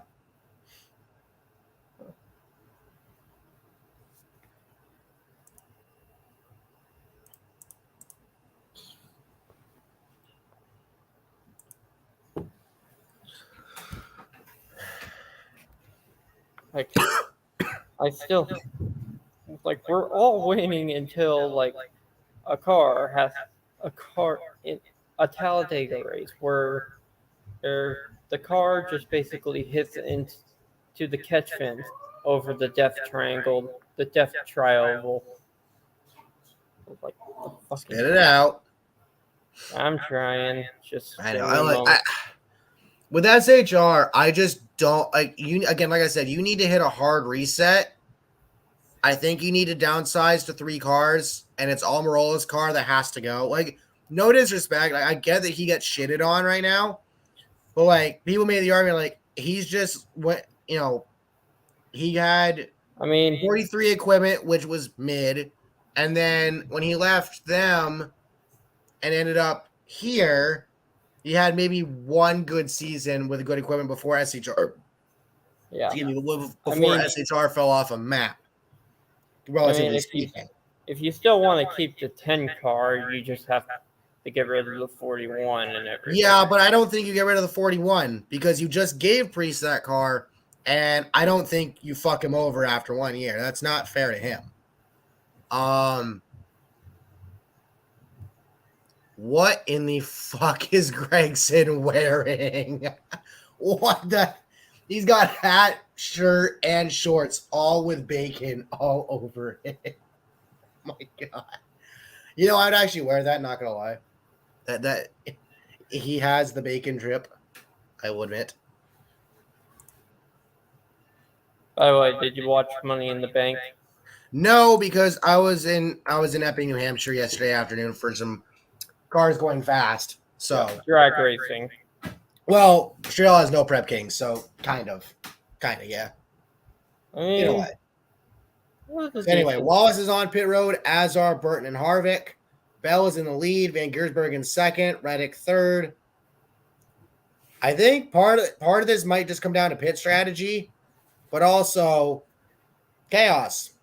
People are going to continue to bend their shit, so you know. This is reminding me of the first like NASCAR street course for IndyCar. Well, here's the thing, right?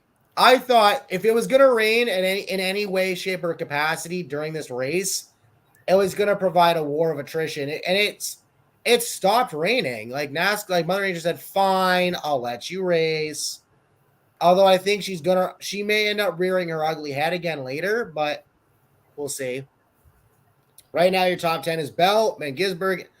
Gregson bends it into the tires in the same spot he bent it in before. He's not as deep, I could imagine. but I don't think he's going to be able to get out of it. This might be a caution. Maybe. Yep, caution. Yep. I was about to say. The second time today, for the third time today. And he just missed the corner again. Yes. Something, and then he burned, and then he doesn't burn out with the tires, like the rear tires again. It's got to be something's fucked up in the car. That's my guess. But yeah, there you go. So your top 10 right now is Bell, Van Gisbergen, Reddick, Truex Jr., Suarez, Larson, Allmendinger, McDowell, Gibbs, and Buescher.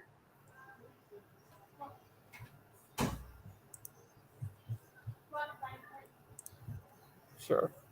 Next shit after hitting a tire barrier, tank. There you go. This is just Noah Gregson at this point. Oh my god.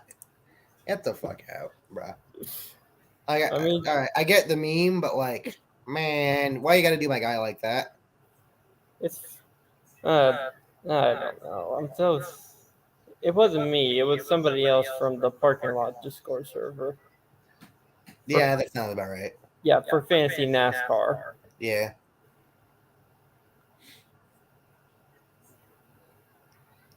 So the question is now, considering I'm pretty sure most people got done with green flag stops, I'm wondering, does anybody come back in or no? Or people who stayed out, most likely.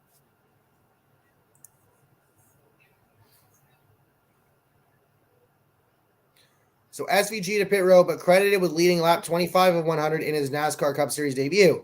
It's also the first lap led for the Project 91 entry in 3 starts. Last time, car number 91 led a Cup Series lap, the 2005 Coca-Cola 600 by Bill Elliott. Elliott! I need to take this. I'll be right back.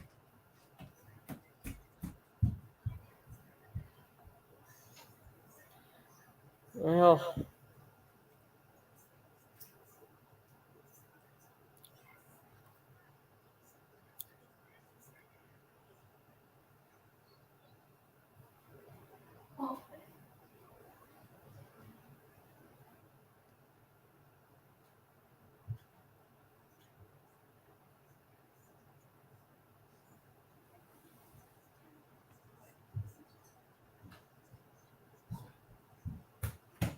Now, here's another thing I want to bring up real quick.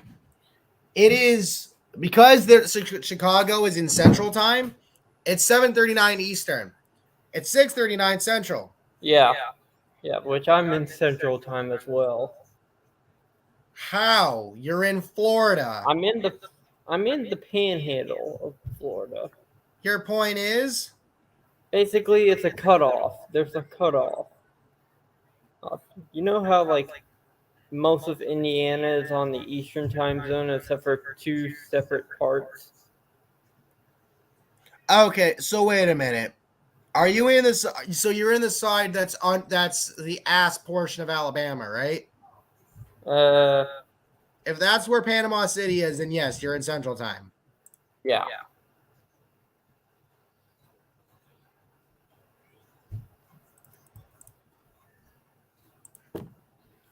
But anyway, what I was gonna say was there's a possibility that yes, even though there are street lights, they're not bright enough for these cars.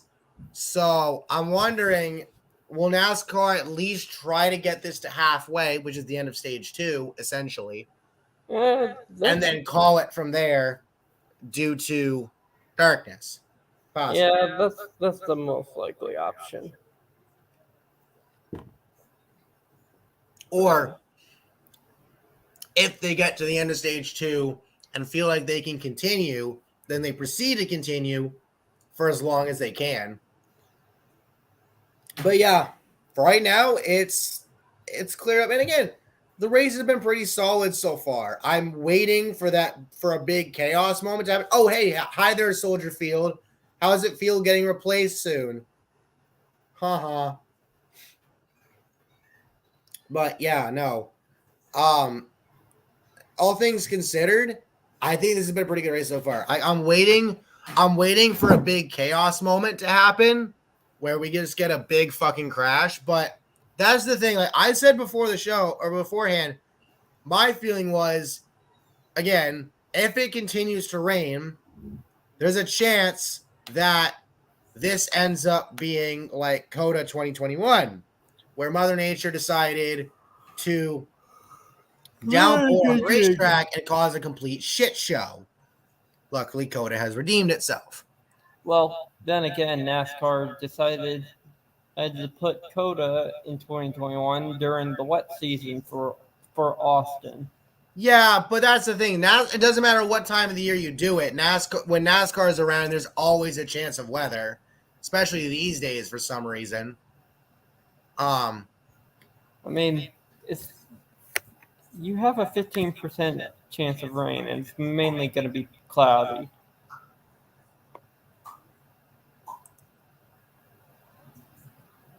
So it's been a long time just watching the race on my TV. Nice. Good to see him. If you are new to the channel, make sure to like, subscribe, and turn on post notifications so you don't miss out on future videos and streams.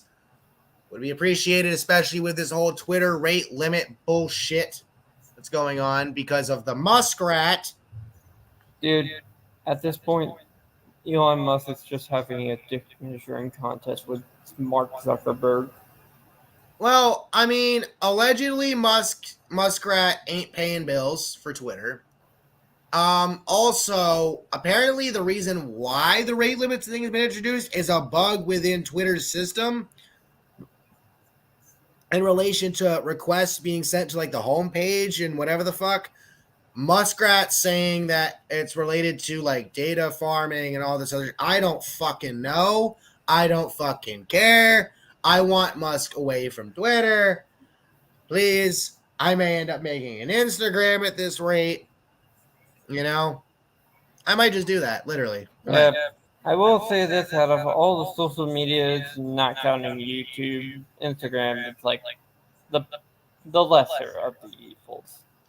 Well, I mean, like obviously, like people in the Urinary Tree Discord joke about Twitter dying and how good it did. Here's the thing with Twitter and with the rate limit thing especially is that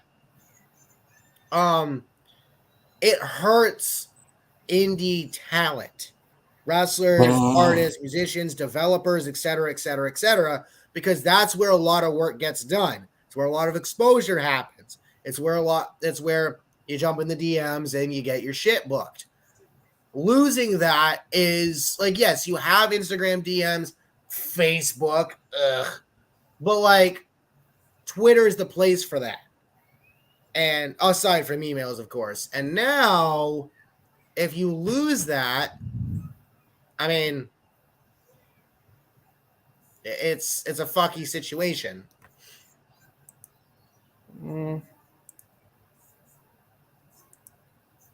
But anyway.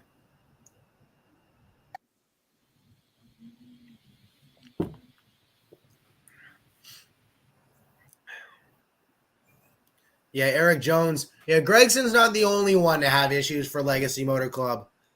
Eric Jones had an issue earlier. It didn't bring a caution because all three drivers were able to continue. This was the first caution for Kyle Busch to send it right on in there. Yeet. They pulled him out. And then this was Gregson the first time. Yeet.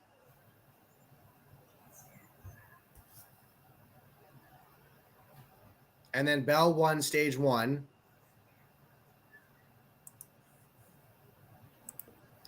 Button gets turned by Busher at the entry to pit road. I will say this: the first day when we got here, and Gregson again. Possibly one of the most drama-filled BS I ever heard. Like, sounds like Florida. No. It's mainly with one of my sisters and her relationships, which I had the. Sounds like a skill issue. Oh, I'm sorry if I can't. Not for you, for her, damn it. Yeah, but I had to vent it to Kevin. All right, so I think they're gonna go one more lap around before, because with the caution light still on. Like you have to get 50. Come on.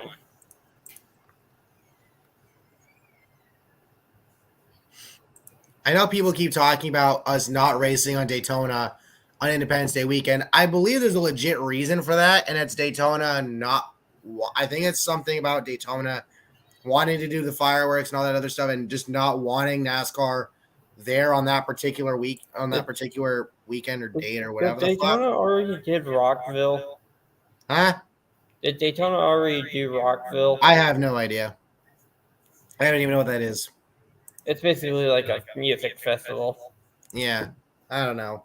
It's something about Daytona not necessarily wanting to run the summer race on that particular date or whatever the fuck, or that particular week. I don't know. I think it's mainly like the humidity is getting worse in Daytona. It's Florida. What the fuck else do you expect? Also, it's hotter and more humid in fucking August because it's late August, you fucker. It's Florida. I mean, I just feel bad for the people down in Road America. Up, because it's up in Wisconsin. Know your geography, bitch. Dude, I'm so freaking sleepy. Then go take a nap, dumbass. I'm trying. Then what are you doing here? I'm not going to put your ass to sleep. If you think my fucked up voice, because at the moment it is kind of fucked up. My throat's been bothering me the last couple of days. Drink some water. Bitch, I've been drinking shit. All right? I've been drinking stuff. Okay, let me just be fireball here. How are you drinking shit? Fuck you. Fuck you. Right there. Huh? Fuck you. Asshole. Hey, I decided to become fireball for once. Yeah. There's only one, and that's not you when you're drinking the whiskey. All right? There is no whiskey. It's just mainly just vodka and ass.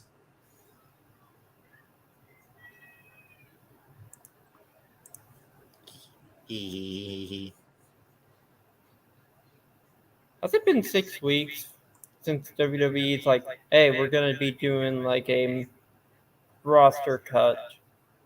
Yeah, that was rumored, but it's never. I don't think it's actually happened.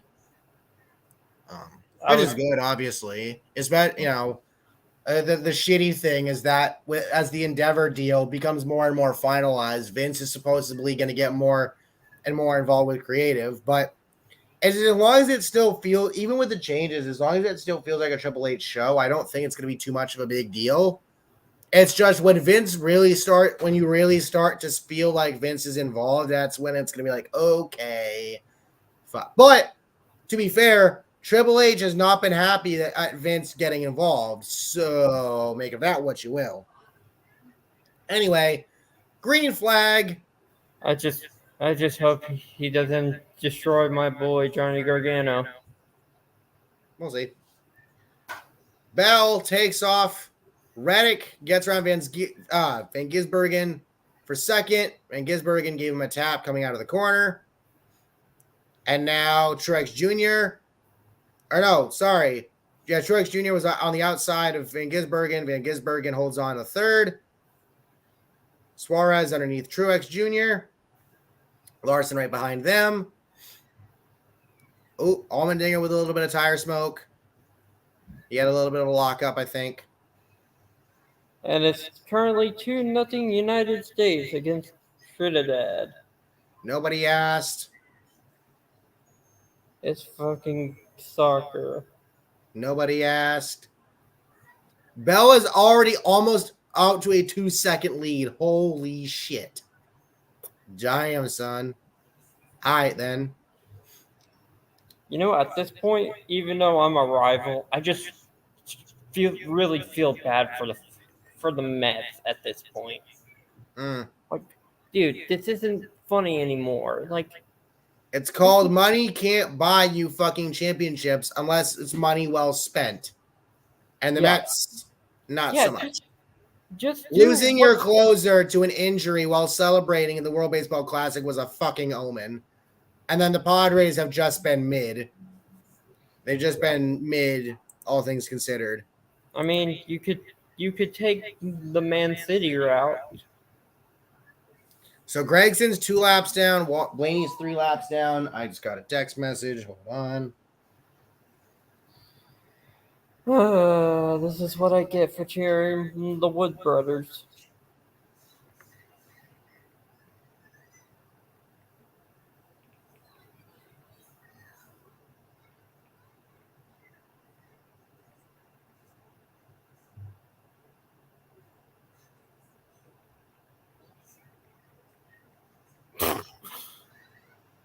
Gesundheit. God damn it.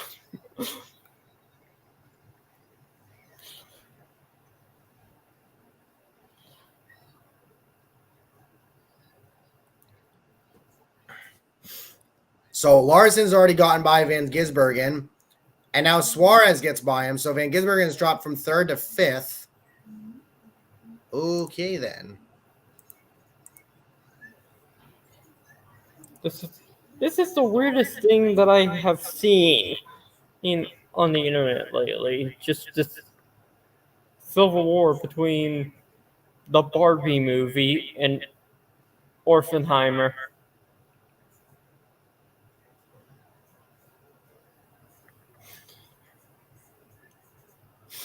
I mean, that's been a long-running thing because they're getting released at the same time. I don't fucking know why. I mean, one is possibly going to be like an Oscar award-winning film, while the other is just basically going to be a meme. Well, I mean, they're both going to be memes. Also, LaJoy is somehow fucking like 55 seconds behind the next guy, behind the guy ahead of him. So, something had to have happened, I think. Don't know why. Larson, I guess, scratched the wall a little bit somewhere. At least they're racing within the confines of the city. Oh, yeah, duh. Just not south side. Oh my god, get off it with that, please. I'm not. I'm just simply saying.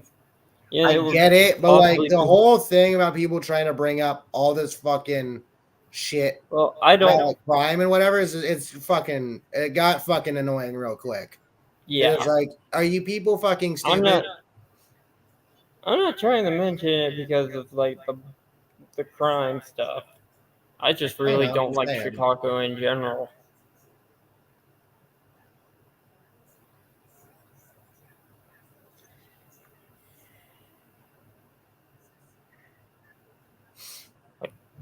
Come on, there's better cities to do it.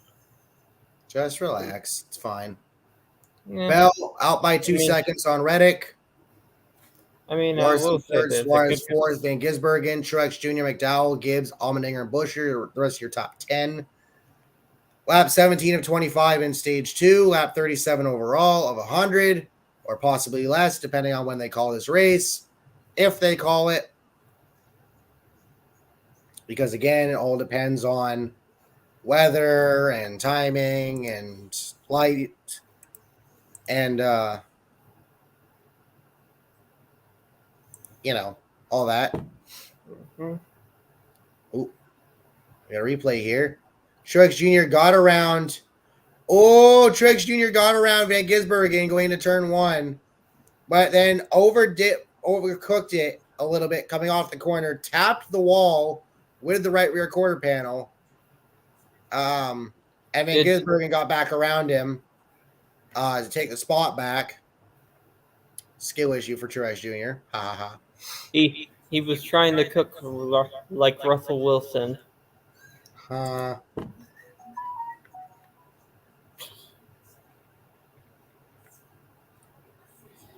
I'll give it a couple more laps, and I'm gonna go hang out with a logical.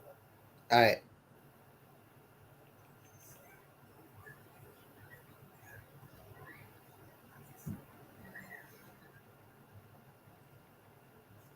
By the way, how do you feel about Ryan Reeves? He punches people, and hopefully he can provide some offense. Yeah, I'm surprised that Nashville got Ryan O'Reilly. They got him and Luke Shen. Huh? They got him and Luke Shen. Yeah. Like, I thought just go with younger pros. Go with, like, young guys who have the potential, but just didn't get the right time and in the right area.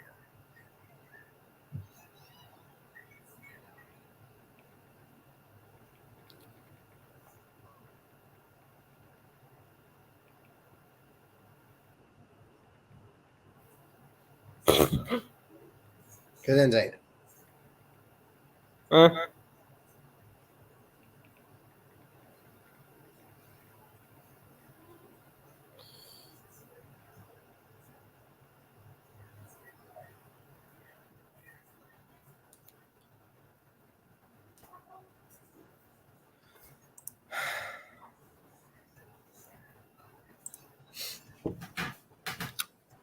So Bell continues to lead. This is Bell's race to lose, and we're going to commercial.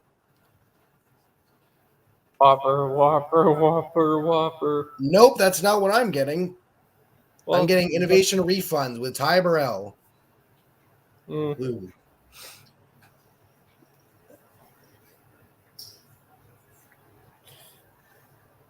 Yep, I got that. Okay.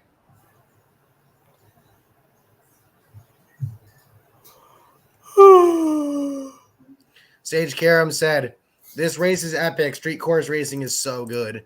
I mean, it depends on what form or what division or class or whatever the fuck. But I think in time, if they do minimum 1, maximum 1, maybe 2 street courses a year in the future, because this weekend outside of the weather has been a success. I think you very well could end up getting better and better street course racing as time goes on, potentially for the Cup guys. Yeah, and then eventually maybe you bring the Xfinity. Well, I mean, you already did bring the Xfinity guys on. Just don't bring on the Truck Series for street racing, for street course racing, because that would turn into a shit show real fast. Just saying. Young guys dumping everybody all over the fucking place, including each other.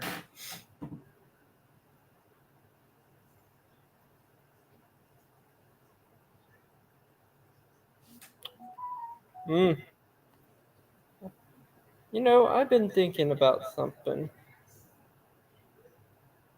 What if the Braves somehow, in some way, getting Ohtani, they might become the most dangerous team of all time. Who? The Atlanta Braves getting Otani. Oh, that depends on if Liberty Media is willing to pay him. Yeah, yeah, but for trade and re-sign him. I mean, they could re-sign him to a team-friendly deal. Like what? Yeah, but like, what kind of deal is that? And for him, the thing with Otani, Larson. Okay, so from Jeff Gluck, Larson passed Reddick for second. He's chasing down Bell for the lead. Turn off the alarm. Atlanta is next weekend. And then after that, New Hampshire. Although that Thursday, I'll be going with my dad up to Barrie, Vermont for SRX. I apologize if it sounds like I'm losing my voice. I shouldn't be, but I think I caught whatever summer cold my dad has. So, yeah, that's where my voice is at right now. Okay, I'm gonna hit the Rhode Island. All right. Oh, fuck. What? Bowman spun around. God damn it. God fucking damn it, Alex. Yay. And now he's blocking the road. Now everybody's got to go around him. Later, Billy. Thank you for it. Glad to have you on. And now Bowman has to wait for everybody to go by. Oh, no, they brought up the caution. Okay, never mind. Fair enough, fair enough.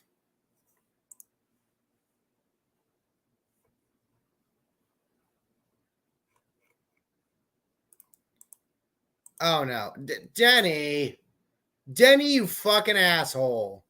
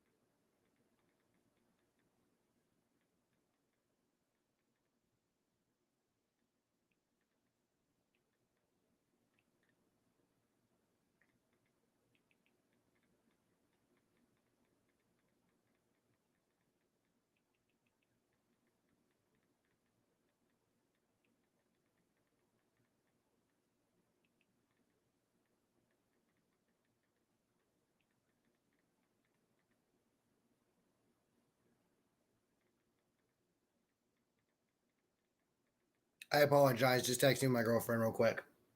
Yep, Denny. Fucking shunted him. Fucking asshole.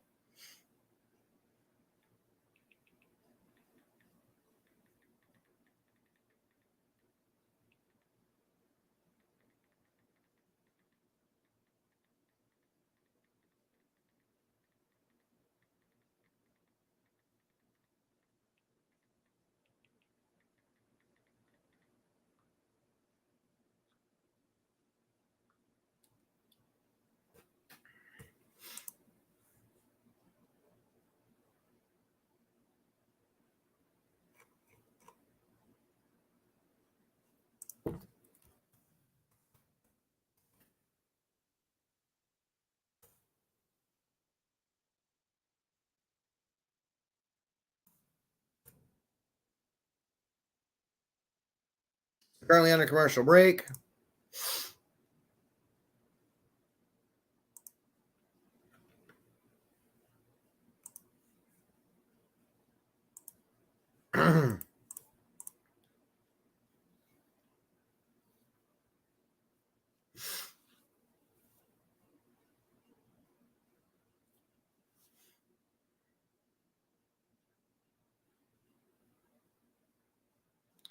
Money in the Bank Aftermath kicks off with Raw tomorrow night. Of course, Damian Priest won the men's briefcase, and Io Sky got the women's briefcase. So, yeah. Hopefully for both of them, and especially for Io, they let her hold on to the fucking briefcase longer than a goddamn day. I said in the prediction video that with Rhea not defending her title, excuse me, at Money in the Bank, and Asuka defending her title the night before on SmackDown, we don't get a same night cash in. Hopefully, Io does not cash in tomorrow night, and I don't think she will. I think she's going to hold on to it for a while. But yeah, we'll see.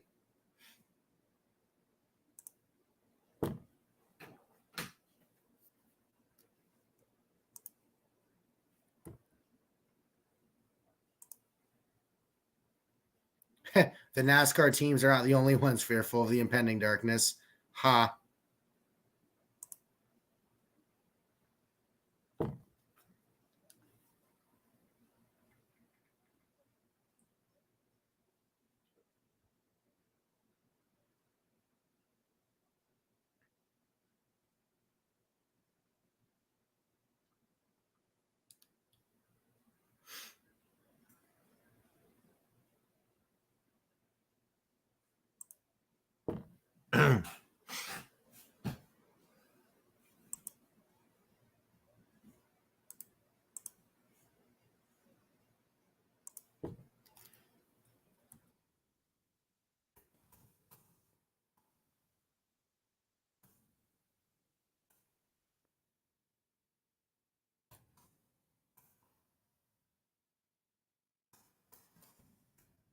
Some cars going on pit road here.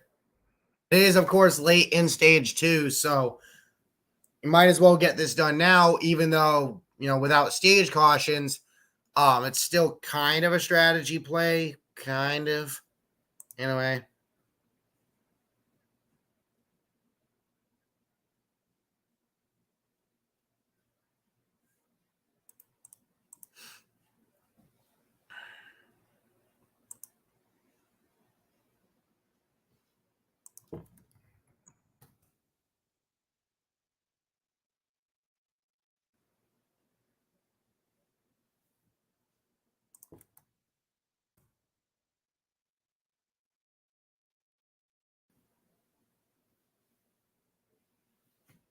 I'm going to put a freaking light on in here.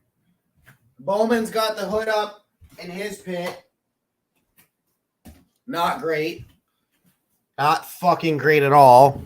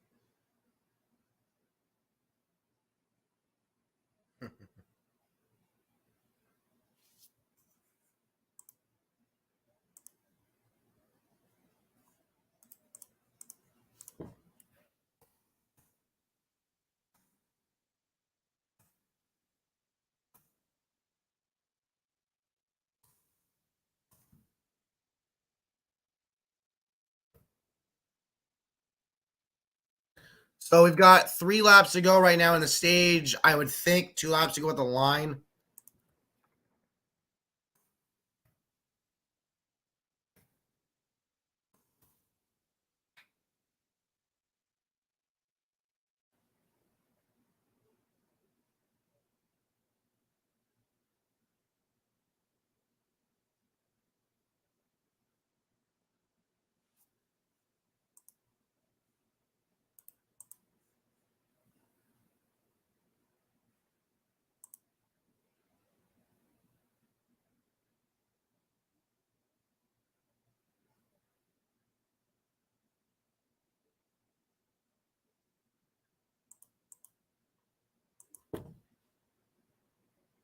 Still under caution. So I think it's going to be 2 to go at the line. It's going to be 2 to go at the line once they get going.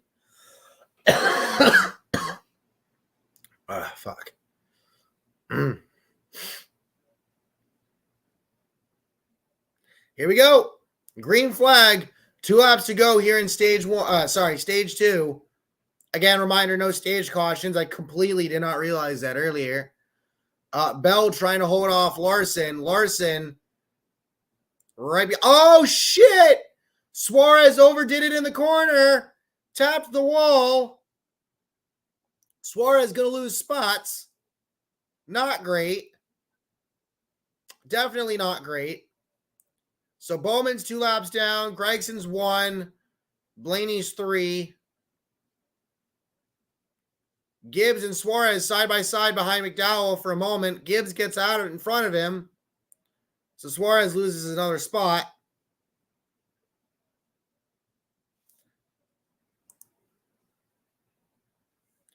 And now Bowman's car has died again, stuck outside the pits, give or take.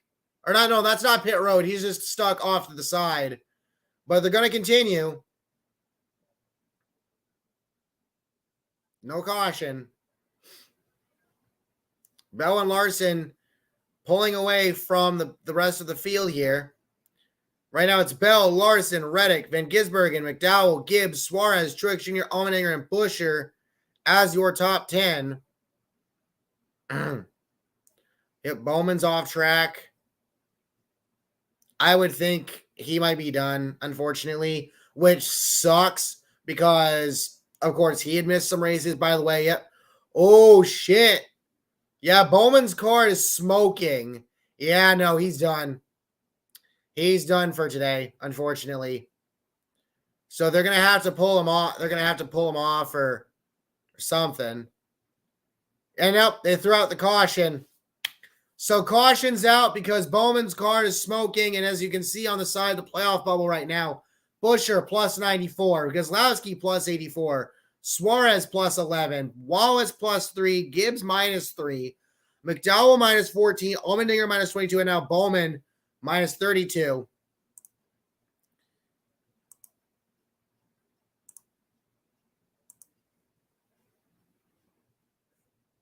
Apparently, broadcast may have said that Bubba Wallace might also have issues right now. Not sure.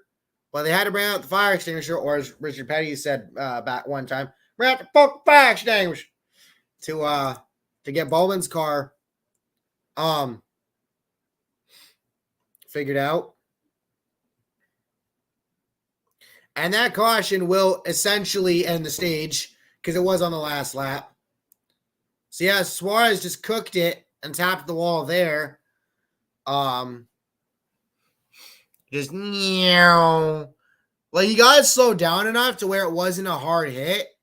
It just, like I said, he just tapped it, but he also completely missed the barriers or the tires. So yeah, that would have been bad if he had gone full speed in there. So yeah, they're gonna bring him around back to the line for the end of the stage. Right in a fucking fire extinguisher. Exactly.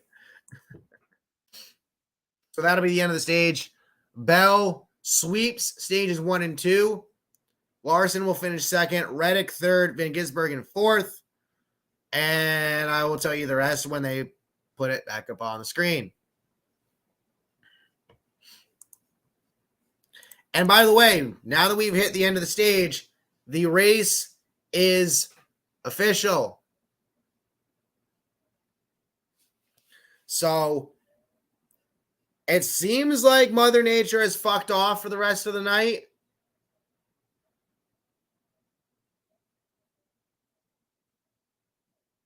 But it's entirely possible that NASCAR could end up calling this at some point due to impending darkness.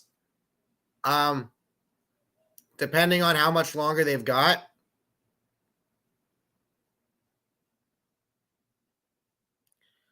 Okay. So there's an ad. So there's an Litos ad there with NASCAR and a date for next Monday. So something's going to get revealed, apparently.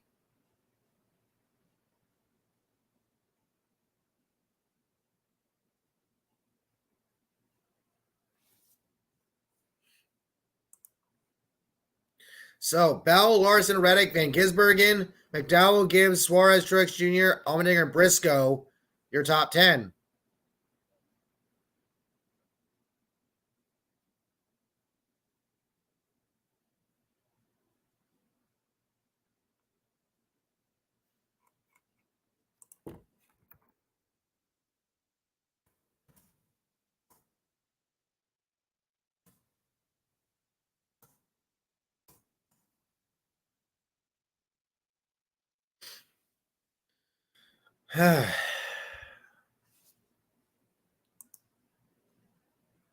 Not according to this guy.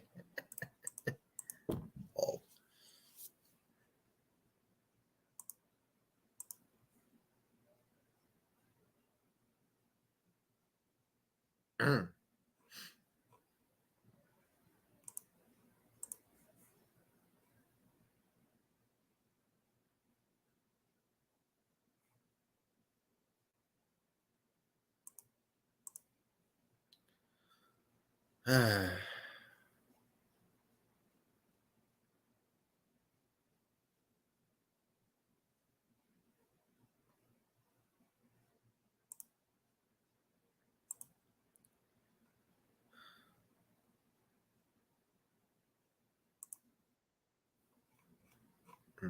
No, actually, there's a clip in the put in the Discord I was gonna play, but I don't want to get copyrighted, so nah, we ain't gonna do that.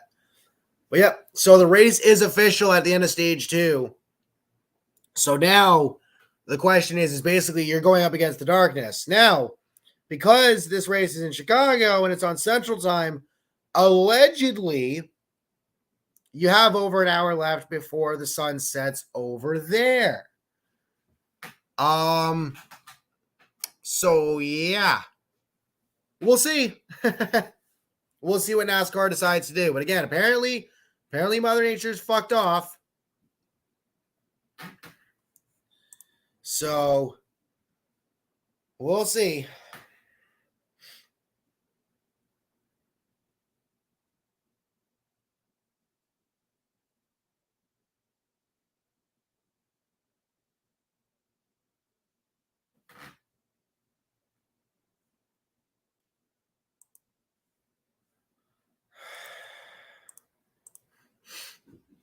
Yeah, Mike McDowell, stage 1, 5th. Stage 2, 5th. Currently, 5th.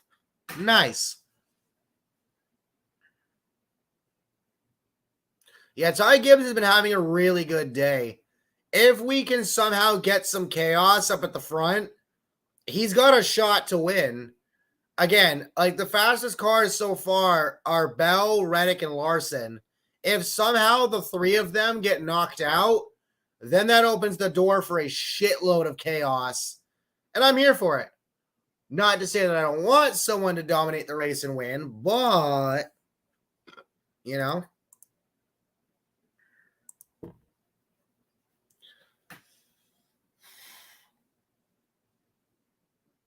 Shit. Ow.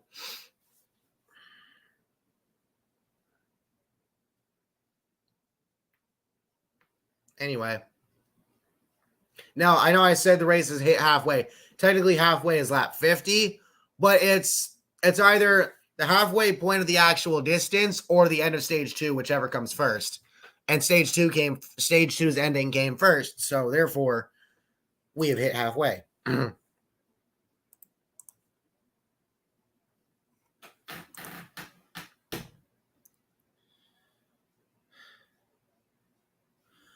Oh shit!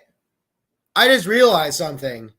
They just shortened it because the original race distance was 100 laps. They've shortened it now to 75.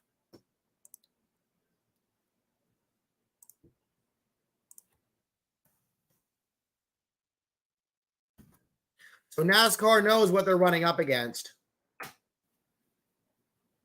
So we'll see.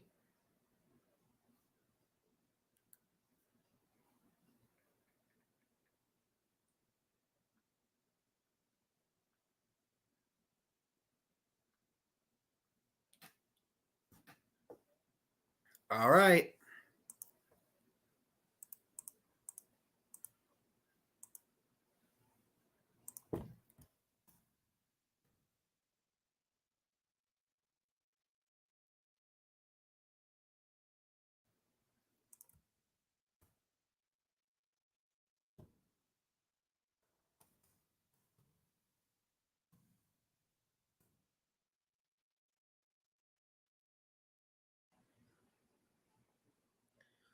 All right, so we're coming up on pit stops here. I would think everybody's coming in. Yep, yep, yep, yep, pretty much. So everybody's in. Let's see. Let's see.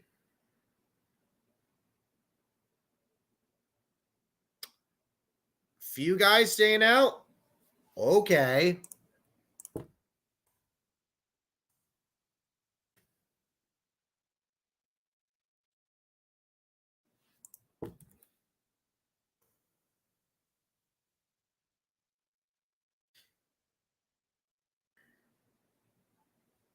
Bell gets off pit road first. Larson second.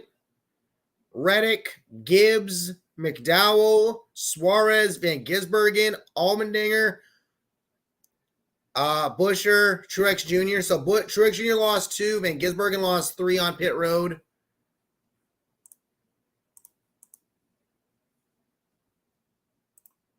Hamlin, I guess, had a shit stop.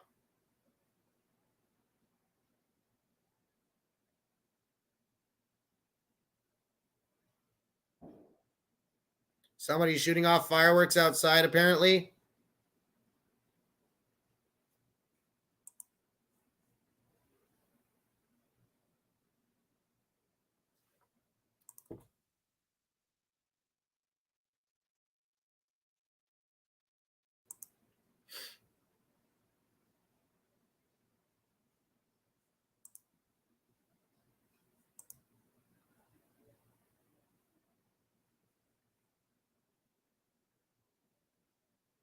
All right, under commercial right now.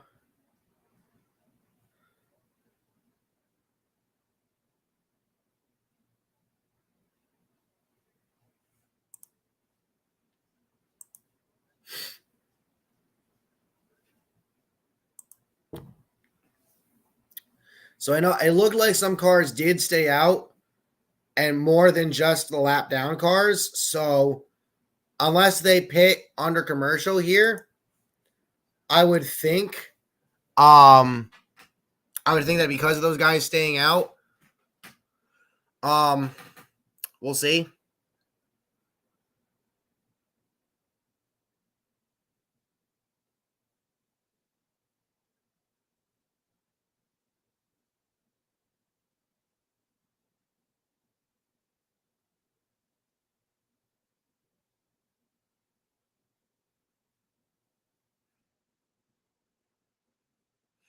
Grimace's birthday shake. Jesus Christ.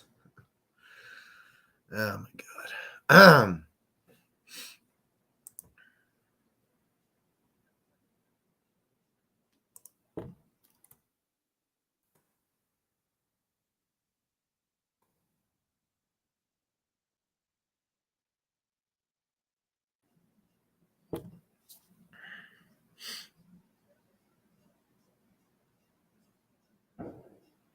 Yep, somebody's shooting off fireworks outside. Yay. Anyway, back to the broadcast. Haley, Austin Dillon, Chase Elliott, Joey Logano, William Byron, Austin Cindric, Kyle Busch, and a couple of others. So here we go. We're going to come back to green, coming to 49, lap 49 of now 75. And it looks like the top 11 stayed out. So Haley, Dillon, Austin Dillon, Elliott. Get this Monster Energy overlay out of here. Haley, Austin Dillon, Elliott, Logano, Byron, Cindric, Busch, Harvick, Almirola, LaJoy, and Wallace all stayed out. Bell with your first car off pit road back in 12th. So here we go. And it's NASCAR versus darkness at this point. Let's see what happens. Let's see what kind of shenanigans get pulled. Because Almirola and LaJoy made a little bit of contact, a little bit more contact. Somebody's fucking locking it up or blowing it up in front of them. Holy shit. I saw smoke. But do these guys want the smoke? I think they do, allegedly. So Haley putting a bit of a gap on Austin Dillon right now. Now, the guys who stayed out, I would assume are guys who have already pitted or are staying out in the event thinking of that they can try to make it all the way or as long as this race is going to go. Fair enough. So I guess we'll have to see. But it's going to make it hard for the guys who did pit to I just saw something in the Discord, and I'm not going to say it because it's a spoiler for what's about to pop up on the TV. Oh, Byron! In the tires. Oh! Chaos moment. Chaos moment. Couple cars around. The track is blocked. Caution is out. Harvick is around. LaJoy, Almirola, Wallace, and the field is just stacked up behind them. Wow. Okay.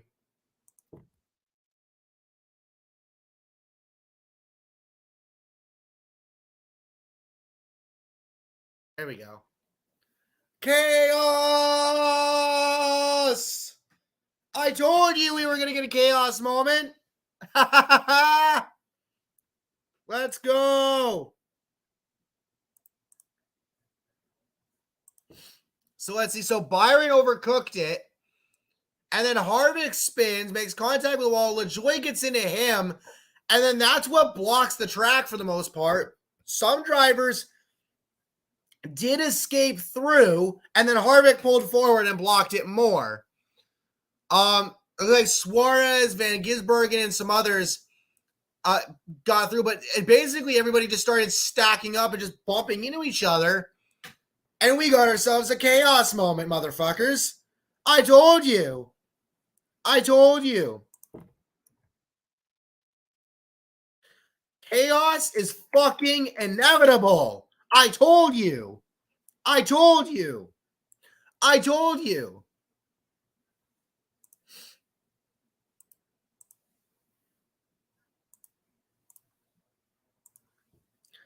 Chaos. Now, this sucks for some of the guys who stayed out and also some of the guys who did pit who got stuck in this. Watching Harvick's onboard. Yeah, see, there's Byron trying to back. He just loses it. Ninja Chris. Yeah, I know, right? I told you this was going to happen. We got ourselves a chaos moment. And this oh, shit. Yep. Bell. So Reddick makes a little bit of contact with Bell, and then he just sneaks on by. But yeah, they just stacked each other up. So again, like I said, some of them were able to get through right before Harvick blocked the rest of the track. So, yeah, chaos moment. Told you. But now this is going to shake up the running order. I would imagine some of the guys who stayed out are probably going to have to pit, maybe, or they choose to stay out regardless. But that's fucking hilarious, man. Traffic, Chicago traffic, man. What can I say? But that did screw over some guys like Bell and Larson and whatnot. You can see Almirola with damage on the left rear. It looks like Harvick's got damage on the left rear. Some drivers trying to figure out where the fuck they are. What in the goddamn fuck? Blues Brothers moment. Yeah, this was a Blues Brothers moment.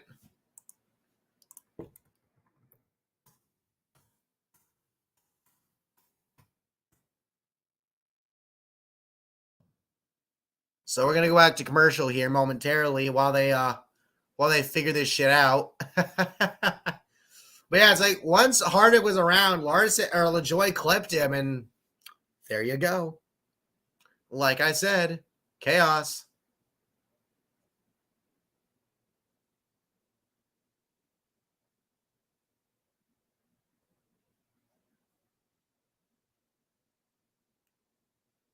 This is Gran Turismo movie.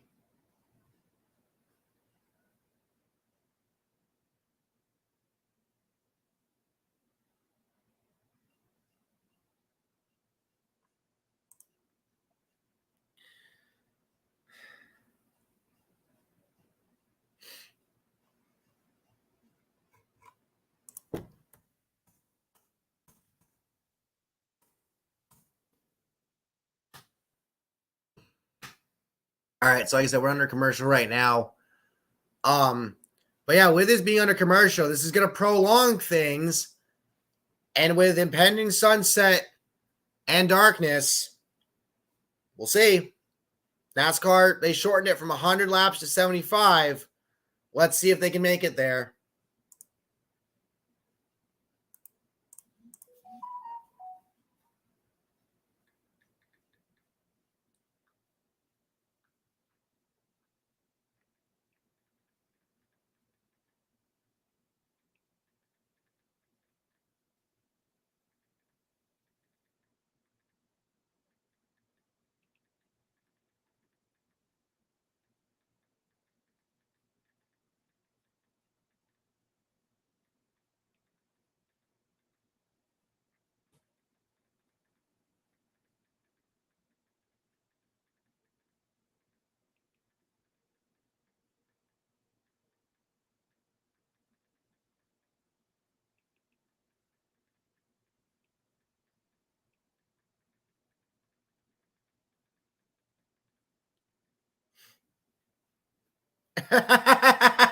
Because no.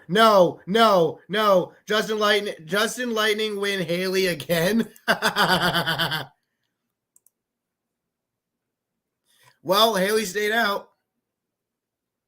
Christopher Bell's radio. Well, there it is. They fucked us. Now, all these other jerks that pitted before they announced it already got fuel and tires. Billy, it ain't over yet, buddy. Nah, it ain't over.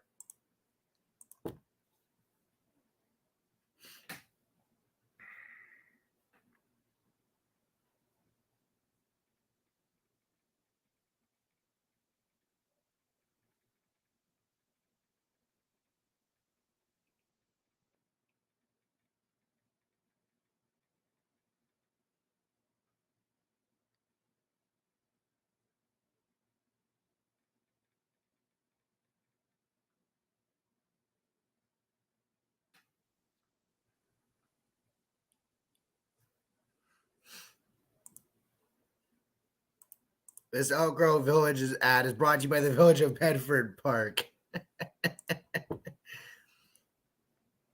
F the guy who said it was lightning. Yeah, no, Mother Nature's cleared the fuck out. But I mean, I thought Jose was about to win another race because of lightning. Ha! Well, I mean, at least Kurt Busch isn't in this race, for that. Austin Dillon, best road course finish, 10th. Austin, COTA, and the Roval last year. Yeah, don't bring up Justin Haley and lightning. It brings Ninja Chris a shitload of PTSD from like 2019 or something like that. Was it 2019? Yeah, it was. Right? Yeah. I think. Yeah. Anyway. Elliott, 7 road course wins, tied for 3rd all time. So caution lights are still on. I would think they'll go off soon. Hopefully. That's crazy because you got guys like Logano and Busch who have damage. Busch, there should be a global poker cameo. A global poker camo Daytona win die guys on my wall. Yeah, see, except they wouldn't have made it because it would have probably had because of Monster Energy, right? You would have had to have gotten accustomed for that, my boy, my friend. That's the luck of the draw. 2020 Chase Elliott be like, now you know how I feel. Alan Gustafson, the fuck. You know what I'm talking about. Charlotte, the first one of the doubleheader. Not in 2019, they had the license. Oh, gotcha. So right now, and it wasn't. Oh, okay, fair enough. Wait, so then the Monster logo wasn't on the car at all? So look at the playoff field right now. Haley's the leader. If Haley holds on and wins, it shakes up the order a bunch, and it puts Wallace 24 points above Suarez for the cutoff spot. Global poker cards. Well, it would have, but that's assuming it gets pre-ordered enough, my guy. I know Lionel 2019 isn't Lionel 2023, but still, just saying. So right now, so here we go. Coming back to the green flag, Haley, AD, Elliott, Logano, Busch, Cindric, Reddick, Gibbs, Almirola, Byron, your top 10. Like they did with 2021 Atlanta. Fair enough. Wallace, Harvick, Larson, Bell, LaJoy, Suarez, McDowell, Van Gisbergen, Allmendinger, and Buscher, 11th through 20th. So here we go. Back to green.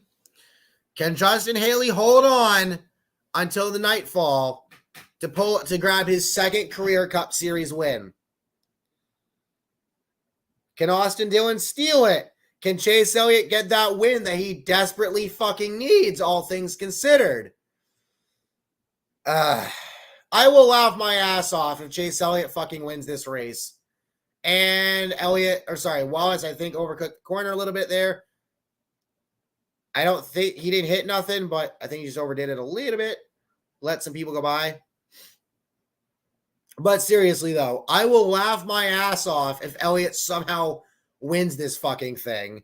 Because Elliott needs a win. He needs to win after missing oh shit! Truex Jr. went around. Can he get it back going? Go. There we go. Oh, okay. Back up. There we go. And he's gone. He's off. He's off and running. We're good. No caution.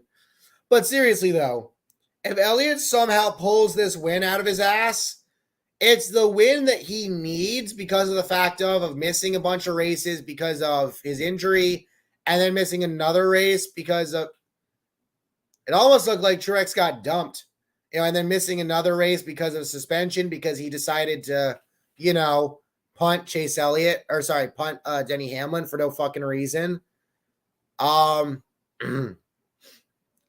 had a fucking issue in the corner, but he gets going though. I do feel bad for Wallace because of the fact of that road courses are just not his thing, and fans are, let's see here. So Wallace, he just lost it, and he just hooked it in there. Nice parking job, though. Admittedly. He didn't hit nothing. He would have hit the tire barrier, though, but he didn't hit nothing. So we're good there.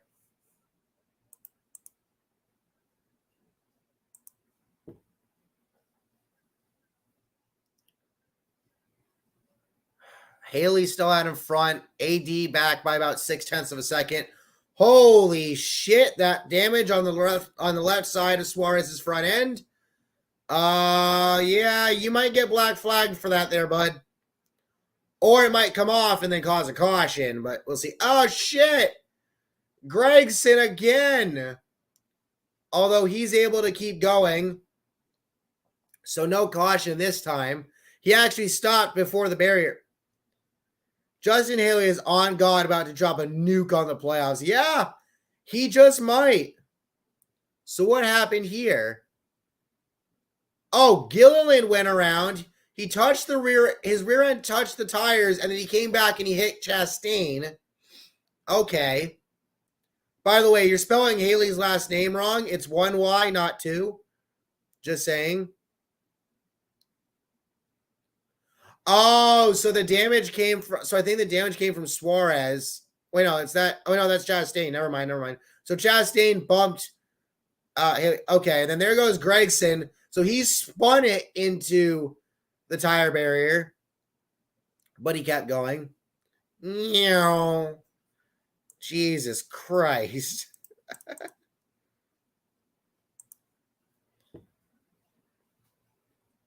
Suarez still going. Wow. Okay. I'm surprised, especially considering that piece is dragging the ground. Somebody's going to clip it and hit him, I think. But yeah, Haley might drop a nuke on these playoffs if nobody can catch him. Because Dillon's kind of trying to chase him down, but he's like 5 or 0.6 of a second behind. Eric Jones making contact with Suarez.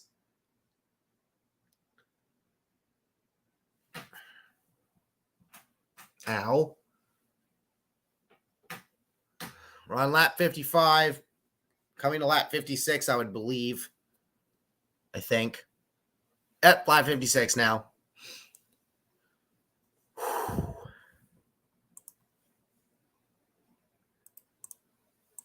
Haley, AD, Elliott, Logano, Kyle Busch, your top 5. Excuse me. As we go NASCAR side by side. And Bell has gone around. And now he's got to wait for everybody to go by. So Christopher Bell, who looked like was going to win this thing, and then pits under that last caution at the end of stage 2 because, Bowman had issues. And then gets stuck behind everybody who didn't pit. Holy shit. Bell almost scraped the pit road wall, and then he just slides it into the tire barrier, but the tire barrier bumps him out. I still think it could come down to SVG versus Reddick, but there would need to be more cautions. Yeah, true. From Jeff Gluck. Didn't catch which driver channel, sorry, but someone was told of Ross Chastain, get back at his ass and put him in the fence. Probably from Gilliland, I would imagine. Although I wouldn't really do that here because of the fact of that, it's a street course. You wreck him and you're fucked, or other people are fucked. But right now, yeah, it's the Haley and AD show, and pit strategy and a little bit of darkness might give Haley his second career Cup victory. And on top of that, would give Austin Dillon his best road course finish ever.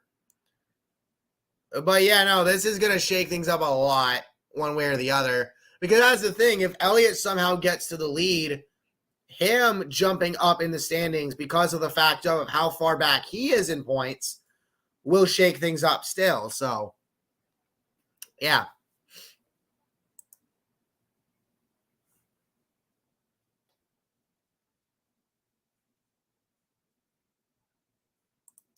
But here's the thing for Austin Dillon, and Dillon's been getting shitted on for where he's at in points, but he got hit with a penalty earlier in the season. So, there's that. But if he can win, if he can somehow get around Justin and win, that would be huge for him. So, one way or the other, it's going to be either Haley or Dillon, and if they fuck each other over, then it's going to be then Elliott has a chance. Ty Gibbs stalking Joey Logano right now. Trying to get by. They got Kyle Busch in front of them.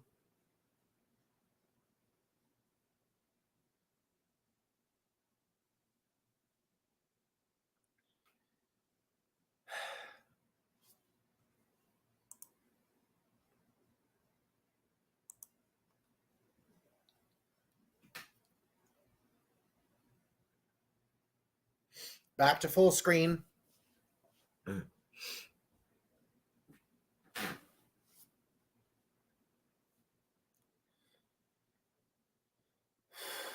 Haley still out in front. AD, Austin Dillon trying to run him down. Elliott trying to run Austin down. As they now re-show what the fuck happened to Bell. He just slid it into the tires. Hard. Or not really hard. He just, Ninja Chris says, just dropped a banger tweet.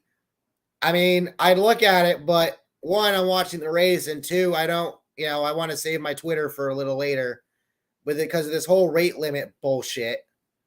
But anyway, Reddick! Reddick's in the tires! Reddick's in the tires! Oh, he's stuck! Caution!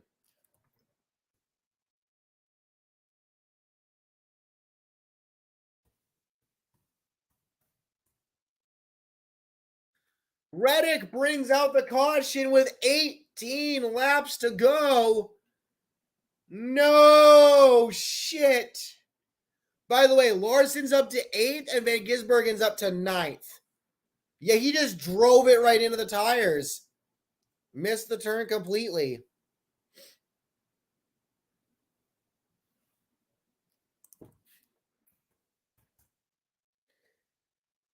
Yeah, man.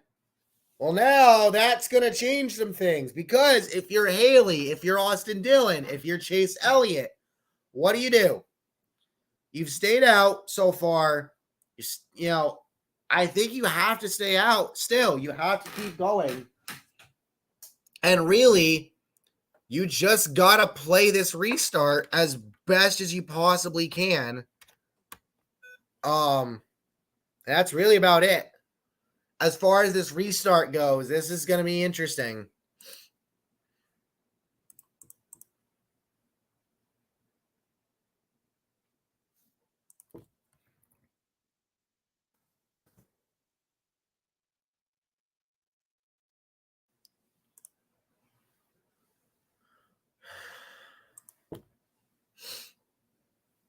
So this is going to be interesting to see who pits, if anybody pits.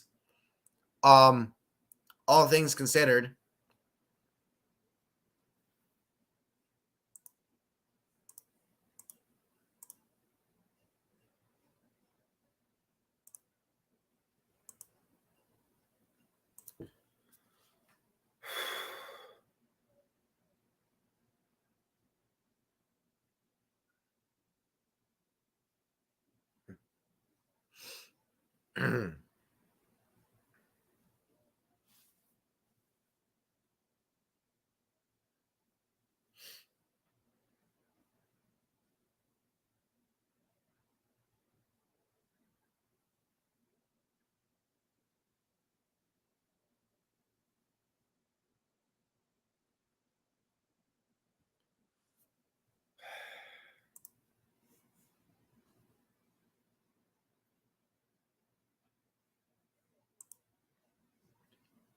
Currently under commercial, but oh boy, Reddick brings out the caution, getting stuck in the tires, should be able to continue, but I mean, it sucks. It fucking sucks for him.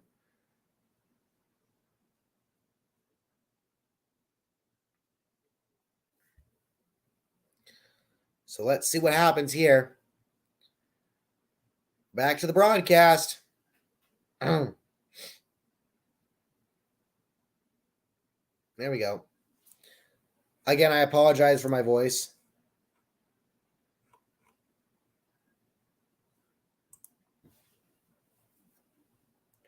Now, a question that was posed in the U-Tree Discord server, they've been doing single file restarts all day. Will they decide to go to double file restarts? Honestly, I don't know if you want to try that. I'm not exactly sure you want to try that here. All things considered, but we'll see. Ninja Chris says yes. Well, I mean, I get it because then that way, well, I mean, look, if you go double file, the thing is going into turns 1 and 2, people are going to be bumping and banging each other, and there's going to be shenanigans. So I mean, I laugh my ass off if Chase Elliott gets bumped and spun in one of these first couple corners if they go for the double file, but yeah, we'll see. Honestly, I wouldn't be mad. I said I had a feeling either Logano was going to win because he likes winning on these new courses, or it's a new winner entirely. And right now it's looking like it's going to be a new winner, either Haley or AD or Elliott if he can somehow get the lead. But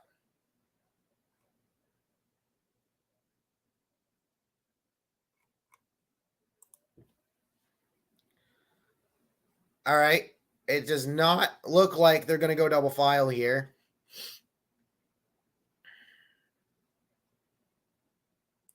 Yeah, the skies have cleared out over there. I know I've already said that a bunch, but still.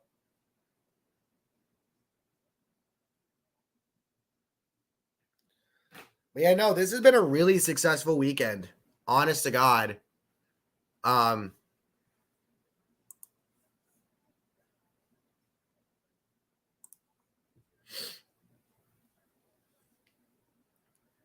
but yeah, if Haley can get a win and put Kaulig Racing in the playoffs, because here's the other thing too, is we have a couple of road courses left. Namely Watkins Glen, which AJ Allmendinger, he's won there before. He got his first cup win there. Imagine if Haley wins this race and Allmendinger wins at Watkins Glen, and you get two Kaulig cars in the playoffs. Yes, fucking please.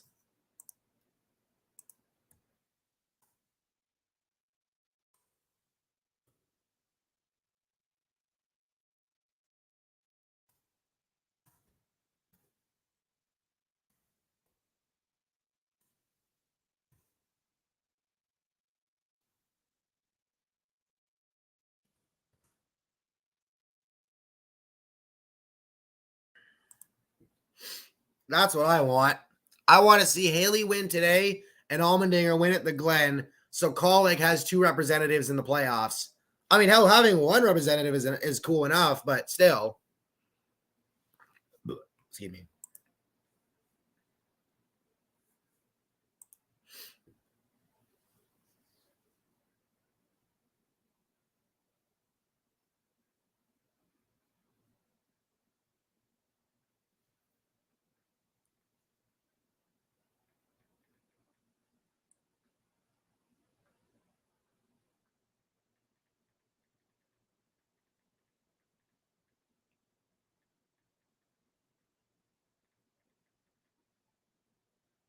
Guess I'm still here, idiot.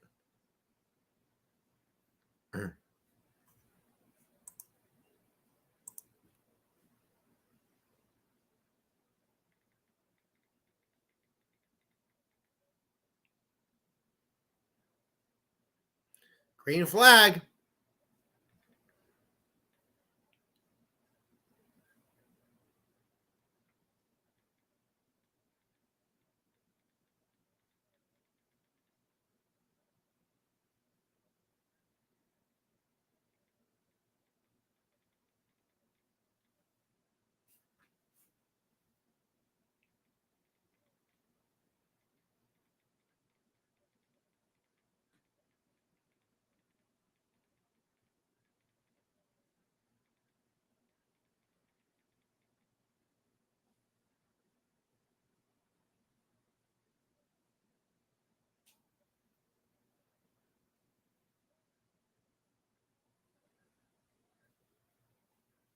Oh, Dylan.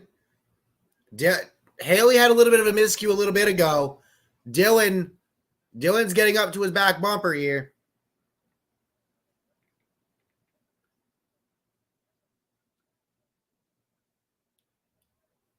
So let's see. 15 laps. Can Justin Haley hold off the field? Haley, AD, Elliott, Kyle Busch, Logano, Gibbs. Now Cindric, Van Gisbergen, Larson, McDowell, your top 10. Cindric had just passed Van Gisbergen for the 7th spot.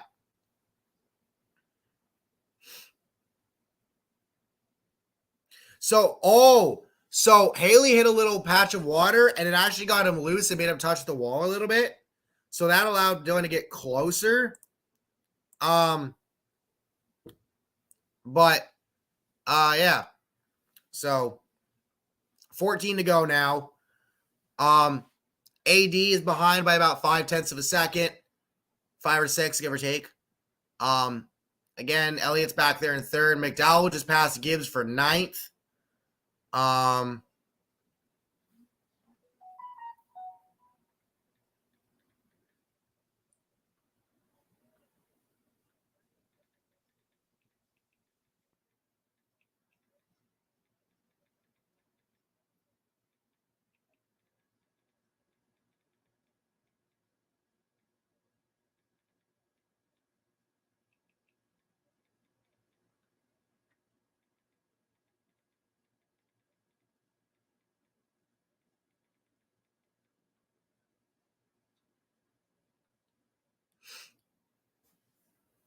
SVG would be the leader of the insurance. Well, not exactly. The issue is the fact of that is that they pitted. So here's the thing. Austin Dillon's going to have to pit soon because out of everybody in terms of, oh, Austin Dillon just drove right into the end of the tire barrier coming out of the final corner. Oh, shit. Oh, no. Dillon. No. They just shown the graphic of tire life for all these drivers in the top 20. Oh no, Dillon's broke. He is slowed. He is broke. He just drove right. He drove right into the very end of the tire barrier and hit the wall. Oh no. So Austin's gonna have to pull off somewhere. Shit. But now that opens the gap. But now Haley does not have to worry about Austin Dillon. Okay, so Dillon's backed up, and I think he's just gonna take it to pit road. Yep, he's done. Yeah, he just backed it up. He just backed it down pit road. So now Haley, he does not have to deal with him now. I ignore the behind the leader thing. All right, no, okay, they just fixed it. So Haley's got an almost 2-second lead on Elliott for the number 2 spot, or for the top spot. There's a piece of sheet metal in turn 1, but it's over by the wall. So, oh shit, Van Gisbergen's all the way up in 5th.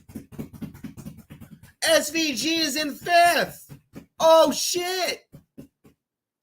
Yeah, I know there's a piece of sheet metal in turn 1, but I think it's far enough off the track to where they're not going to catch it. And because it's such a large course, by the way, SVG just got around Logano for 4th. And because of how big the course is, I think they probably will have sent somebody over there to grab it real quick. So I don't think we're going to have to worry about that. They're not throwing the caution for it, so we're good. But yeah, let's just keep this going, please. Please, please, please, please, please, please, please, please, please, please, please, please, please. Oh my God. I want Haley to win, bro. I'm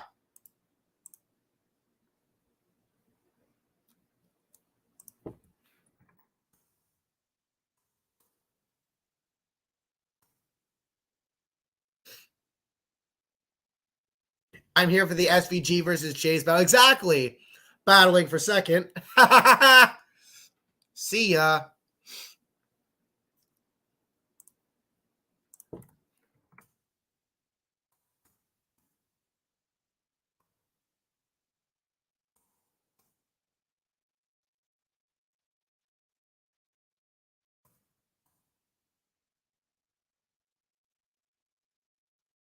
SVG.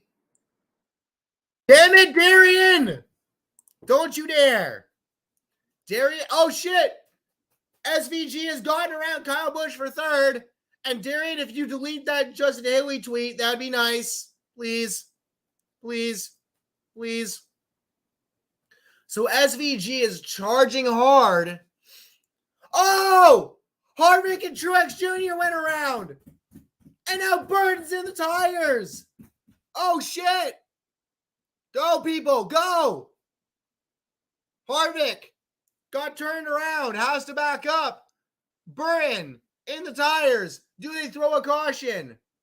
No. Burton is moving. Harvick spins it around. They both keep going. We stay caution free. No caution. No caution. Let's go. Let's go. No caution. Fuck you. No caution.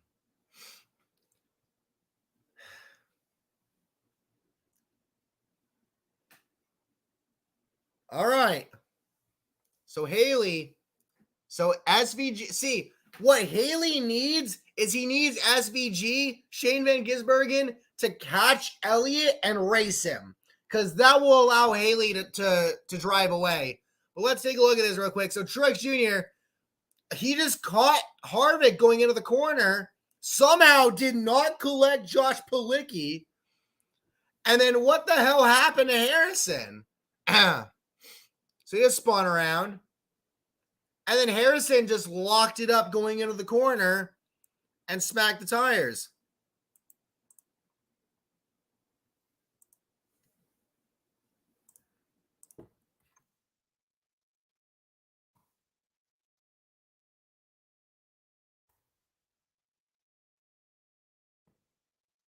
Like, Shane, I'd like to see you win, but Haley is leading. So, you know what? I'm sorry, man, but I need it. Holy shit. Gisbergen is basically 2 seconds faster than Haley and Elliott. 10 to go, by the way.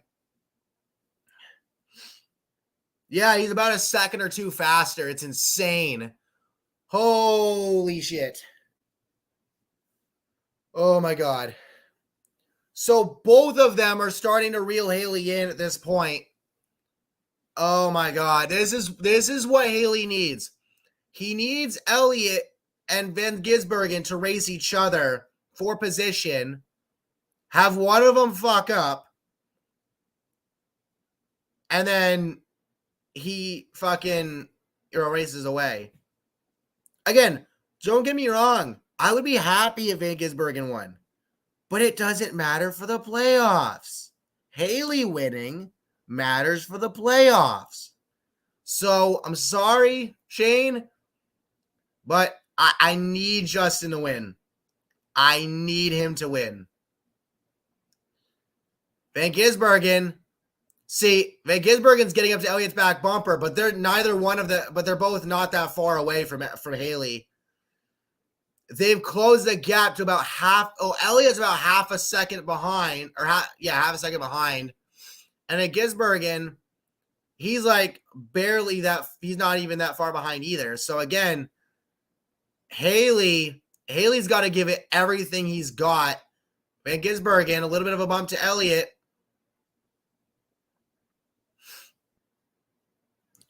Like if Elliott fucks up right in front of Shane, that's all Haley needs. By the way, Ty Dillon and Harrison Burton are both on pit road. Oh my God.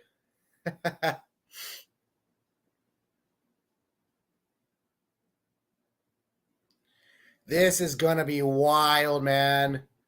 8 laps to go. Can Justin Haley hold off the hard-charging Chase Elliott and Shane Van Gisbergen?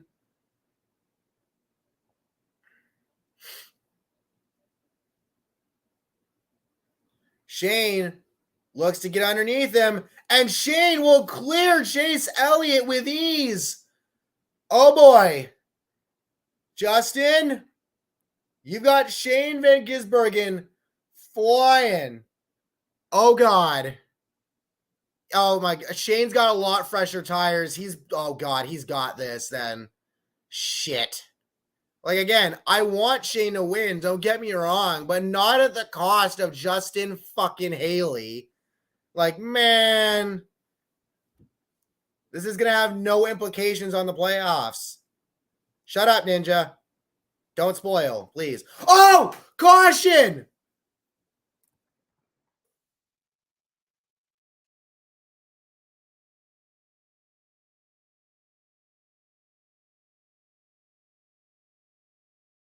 Caution came out before Shane passed him.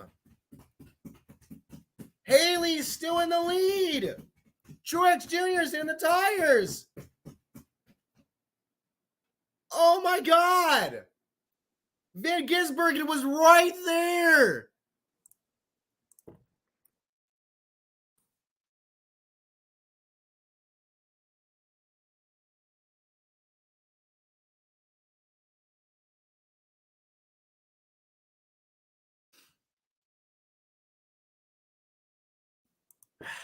All right. So now, you've got 8 laps to go, coming to 7 laps to go. So Haley Yes, Haley is still the leader. He is going to need the 7 laps to go, by the way. He's going to need the restart of his life to outrun Shane Van Gisbergen. Yep, Truex Jr., he just slid it in through turn 1 again and just smacked the tires hard. Yee. Oh, my God. No. And then there's just Ty Dillon just pulling off pit road.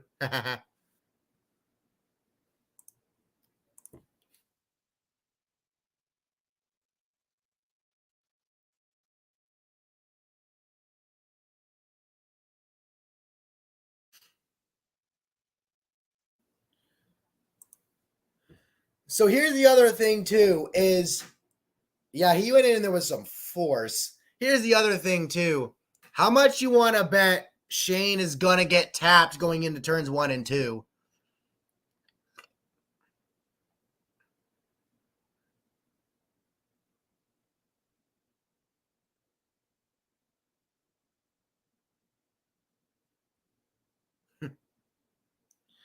I don't, you don't understand. Dude, it's NASCAR. I have an $80 on DraftKings on SVG.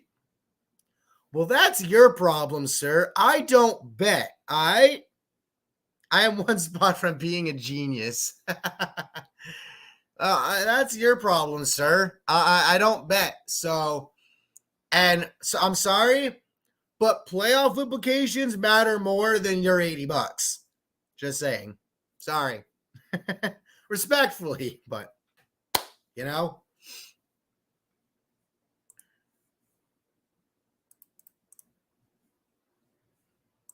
And also keep in mind, Shane's got Chase Elliott behind him. You know damn well Chase is going to race him because Chase needs a win desperately. That's why I think Shane's going to get fucked here because Chase is desperate. If SVG wins, I win 260 or 2,600. Bruh, send me some of that shit, bruh. If you fuck, now I'm conflicted. Fuck. You shouldn't have told me that, bro. Fuck.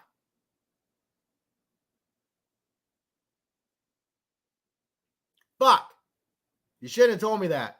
Because now I'm conflicted. Damn. Well, damn, son. Ain't that some shit?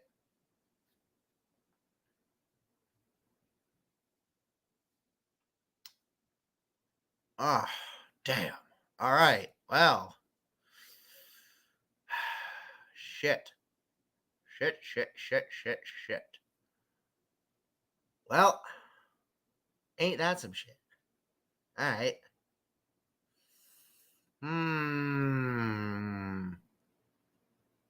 Fuck. You should not have told me that, bro.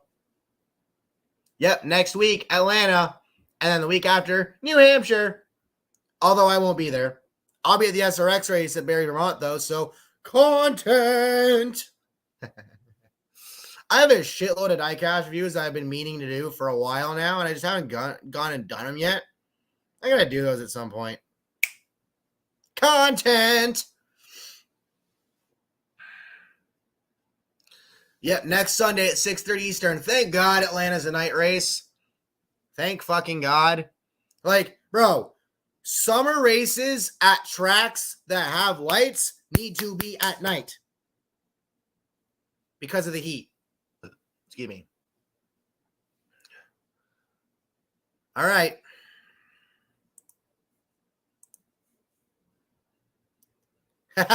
Rodman, I want to see Lewis or Max do one NASCAR race so they can destroy the field, then leave. I mean, Lewis has said he's wanted to do it before. So, I mean, I'd want to see it. I mean, hell, Max is allegedly getting bored of F1 at this point because all he's doing is just winning constantly.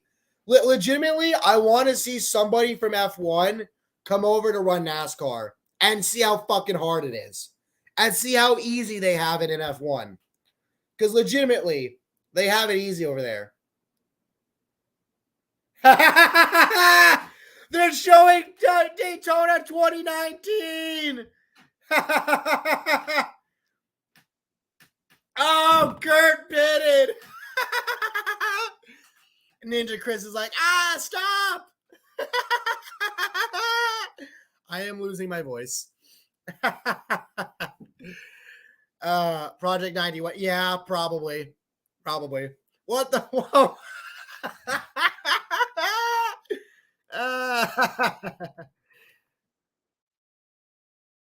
There's his PTSD. Justin Haley, 2019. Hi, Matt. So it's going to be 5 to go at the line. So, yeah, with Haley leading right now, Harvick is plus 145, Buescher plus 96, Keselowski plus 85, Wallace plus 13, Gibbs minus 13, Suarez minus 23, McDowell minus 24, and Allmendinger minus 47, with Bowman falling out of those 4 on the outside looking in due to his issues and being dead last. So, here we go. 5 to go. Oh boy. Justin, you need the restart of your life, bro. You need the restart of your fucking life. Oh boy. This is about to get nuts. This is what I'm wondering. Is basically everybody from the leader, from behind the leader, just going to throw all caution to the wind and then create cautions? Good restart for Justin Haley as he takes the green flag, 5 laps to go in this race. Can he hold off Shane Van Gisbergen, Chase Elliott, and others? Van Gisbergen. Oh! Van Gisbergen to the bottom. He cleared him. Can Justin get him back? Justin right on his ass. Haley gets him in the next corner. Van Gisbergen takes it back in the next corner. And now he's clear. And I think he has it. Oh, shit. Damn it. Like, I'm not mad. I'm just, So now the question is here comes Larson. I think Kyle Busch made a little bit of contact with the wall.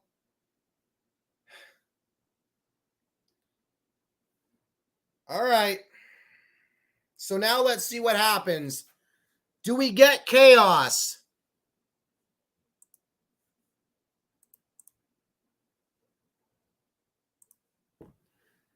Bro. And he's already got like a 1 second lead on him. Son of a bitch. Man. Like, I'm not mad. I'm semi-disappointed, kind of. I don't know. Anyway. So he's got a 1 second lead on Justin Haley right now. Haley would need a monumental fuck up from Shane if he is to pull this off. But I don't think that's going to happen. Now, we could get another caution, but who knows? So, as they show the replay, they go through turn 1. Shane got him in turn 2. Haley kind of just pulled over. But then Haley, he had some momentum, rode up right on his ass, got to him on the inside, took the lead back. He was shaky, but oh shit. But he was loose as fuck, and that allowed Shane to get him back in the next corner. And then off he went. So right now, Shane Van Gisbergen is your leader. Haley second, Elliott third, Larson fourth, Busch fifth, Cindric in sixth, Logano seventh, McDowell eighth, Gibbs ninth, Almirola 10th.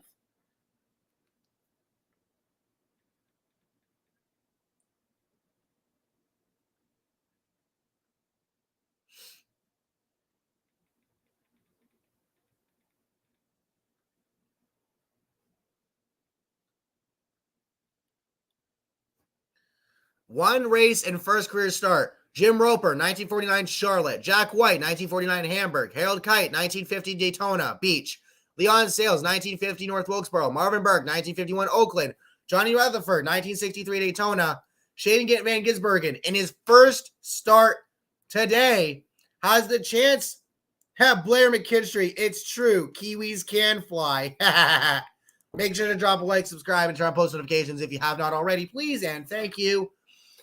But Shane Van Gisbergen has the chance to do something that has not been done since 1963. He has the chance to do something that has not been done in 60 fucking years. 60 years. Let me repeat that for the people in the back. 60 years. And I think he's got it. Unless he has a monumental fuck up, he's got this. He's got this in the bag. Holy fucking shit. Bro. And here's the thing. Even if we get another caution between now and before he takes the white flag, there's no way in hell I still don't think he loses. By the way, 2 to go.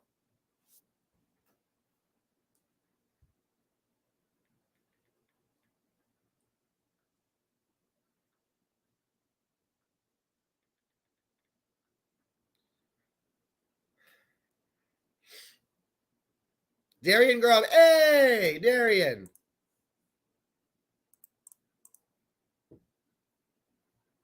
Oh, Stenhouse Jr. in the tires. Stenhouse Jr. in the tires. He's stuck. He's stuck. Will they call it here? Caution is out. Wallace with big damage.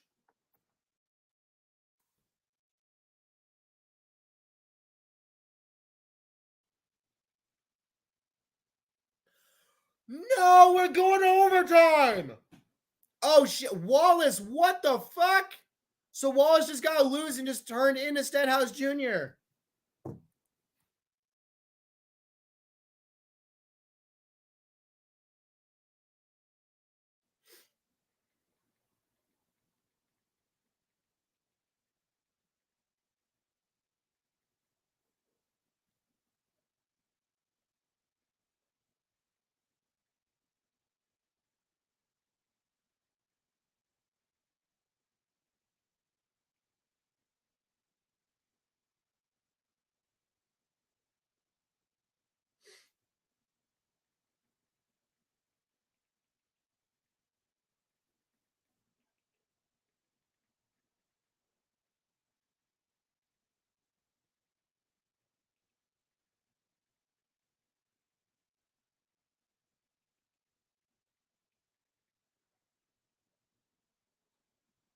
We are going to overtime.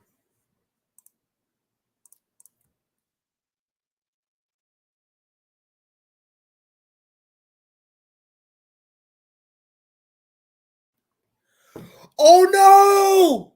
From Jordan Bianchi! Shane Van Gisbergen says, what's wrong with the motor? No! SVG might have a problem! No! Oh no!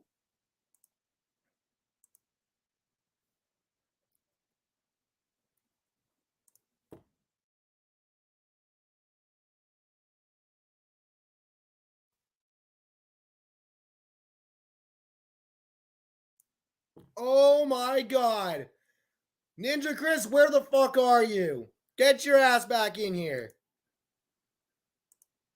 Okay, it's a tweet from 2 minutes ago, but still. Okay, leader Shane Van Gisbergen. This is from Dustin Long. Shane Van Gisbergen leading when the caution comes out to send this in overtime. He asks his crew, man, what's wrong with the motor? Team checks data and says things look fine. SVG was worried about a spike in engine temp. So, looking pretty... Got it. I mean, You're right, but shut it. So SVG may or may not have an engine issue. Maybe. We're going to overtime. Look at, oh my God, that's a beautiful sunset. Beautiful fucking scenes.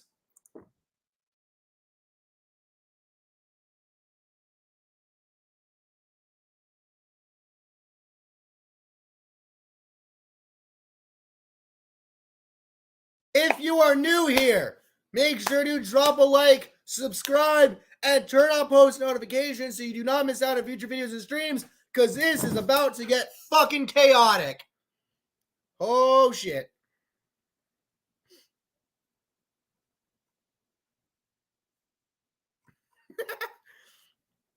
This is the moment everyone transforms their next-gen car to the latest John Deere plowing technology. I'm sorry, but that's funny. Oh, my God. Shit.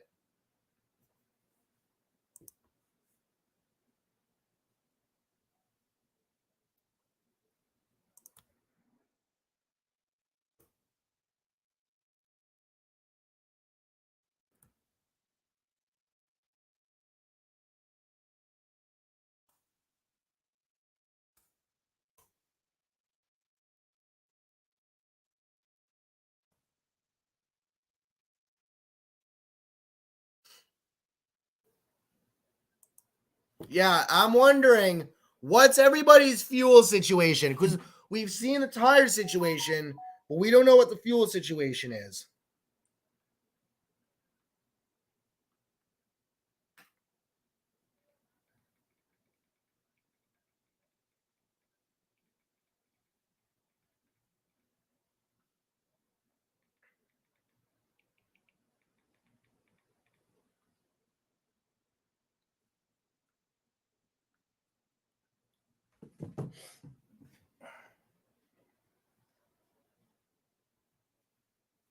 I haven't stood up like this since Kansas 2022. LMAO.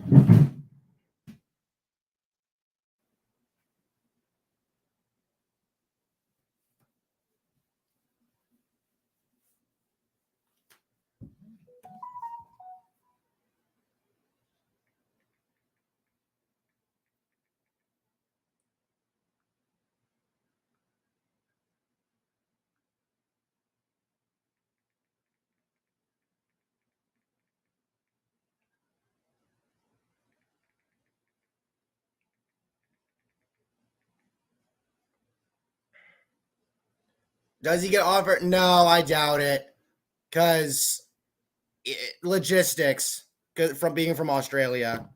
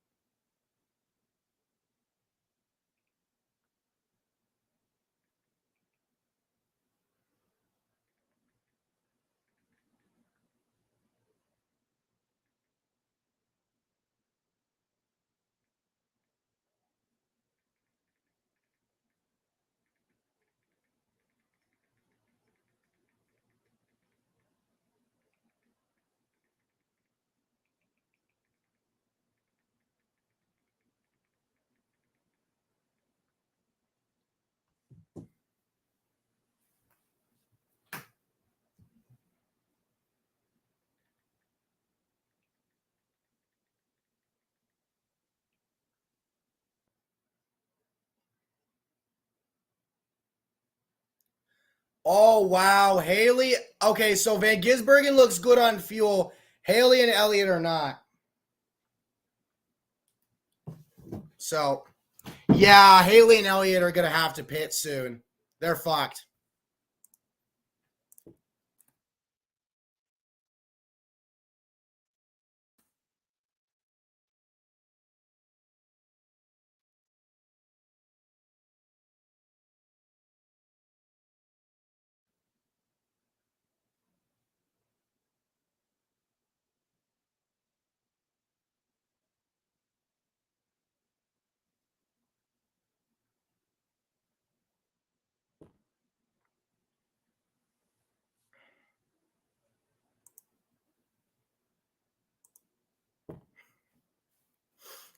All right, here we go. So the question is, can Justin and Chase make it to the very end? Or are they going to run out of gas on the course and cause another caution? We'll see. But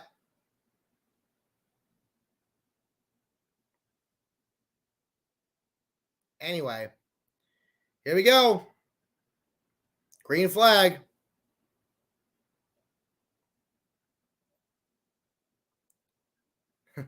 He does need to floor it, basically. All right, well, he's looking good so far. I think he's got it.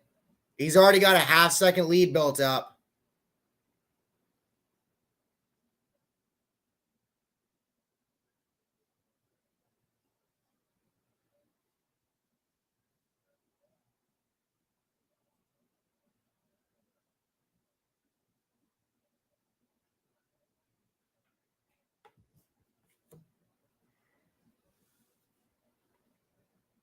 Yep. He's already building that lead up. He's got it. Unless he fucks up royally, he's got it. He's fucking got it.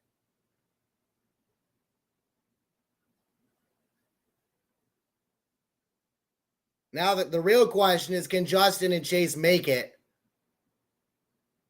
Holy shit. So both of the Dillon brothers and Bowman are out. Blaney, Truex, and Stenhouse are all a lap down each.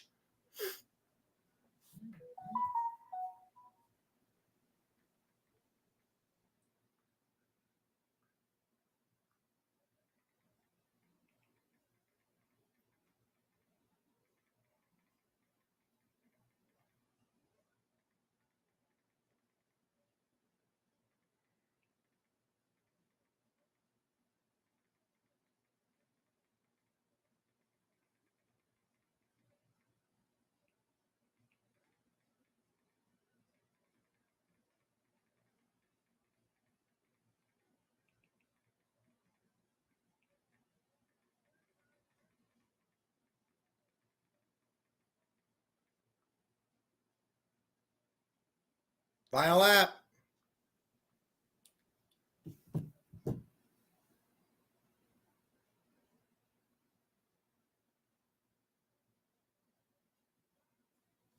I'm a Kiwi. Trust me, this kid can drive anything. Well, he's not really a kid. He's in his late 30s. All right. Chris, don't spoil, please.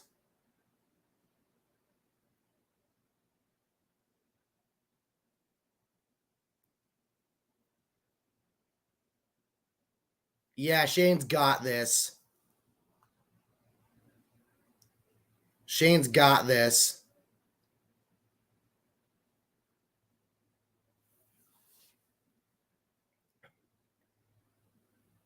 Yep.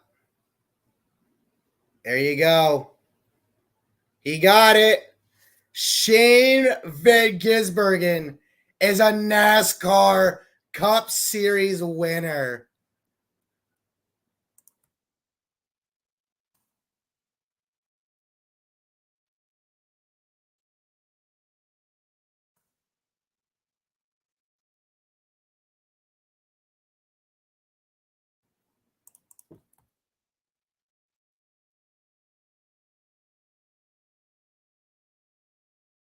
Holy shit. I'm so glad they got this race in today.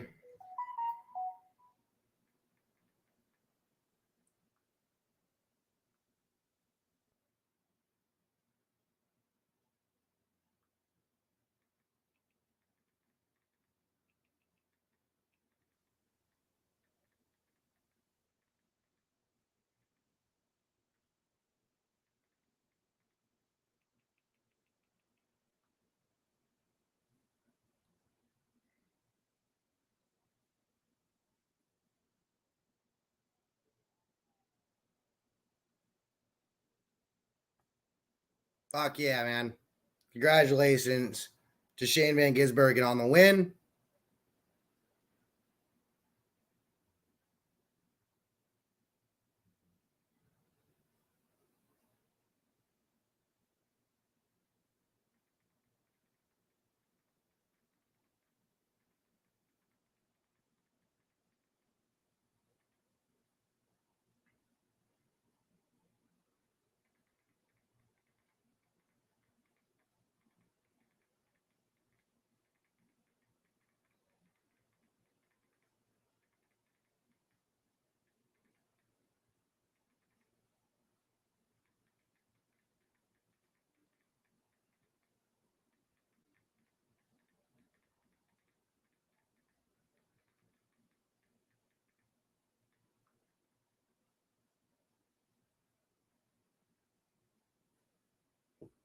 That is freaking awesome. And that's back-to-back wins for Trackhouse because Ross won last week. So you love to fucking see it. You absolutely love to fucking see it. Fuck. I need to eat and I need to rest my voice. Holy shit.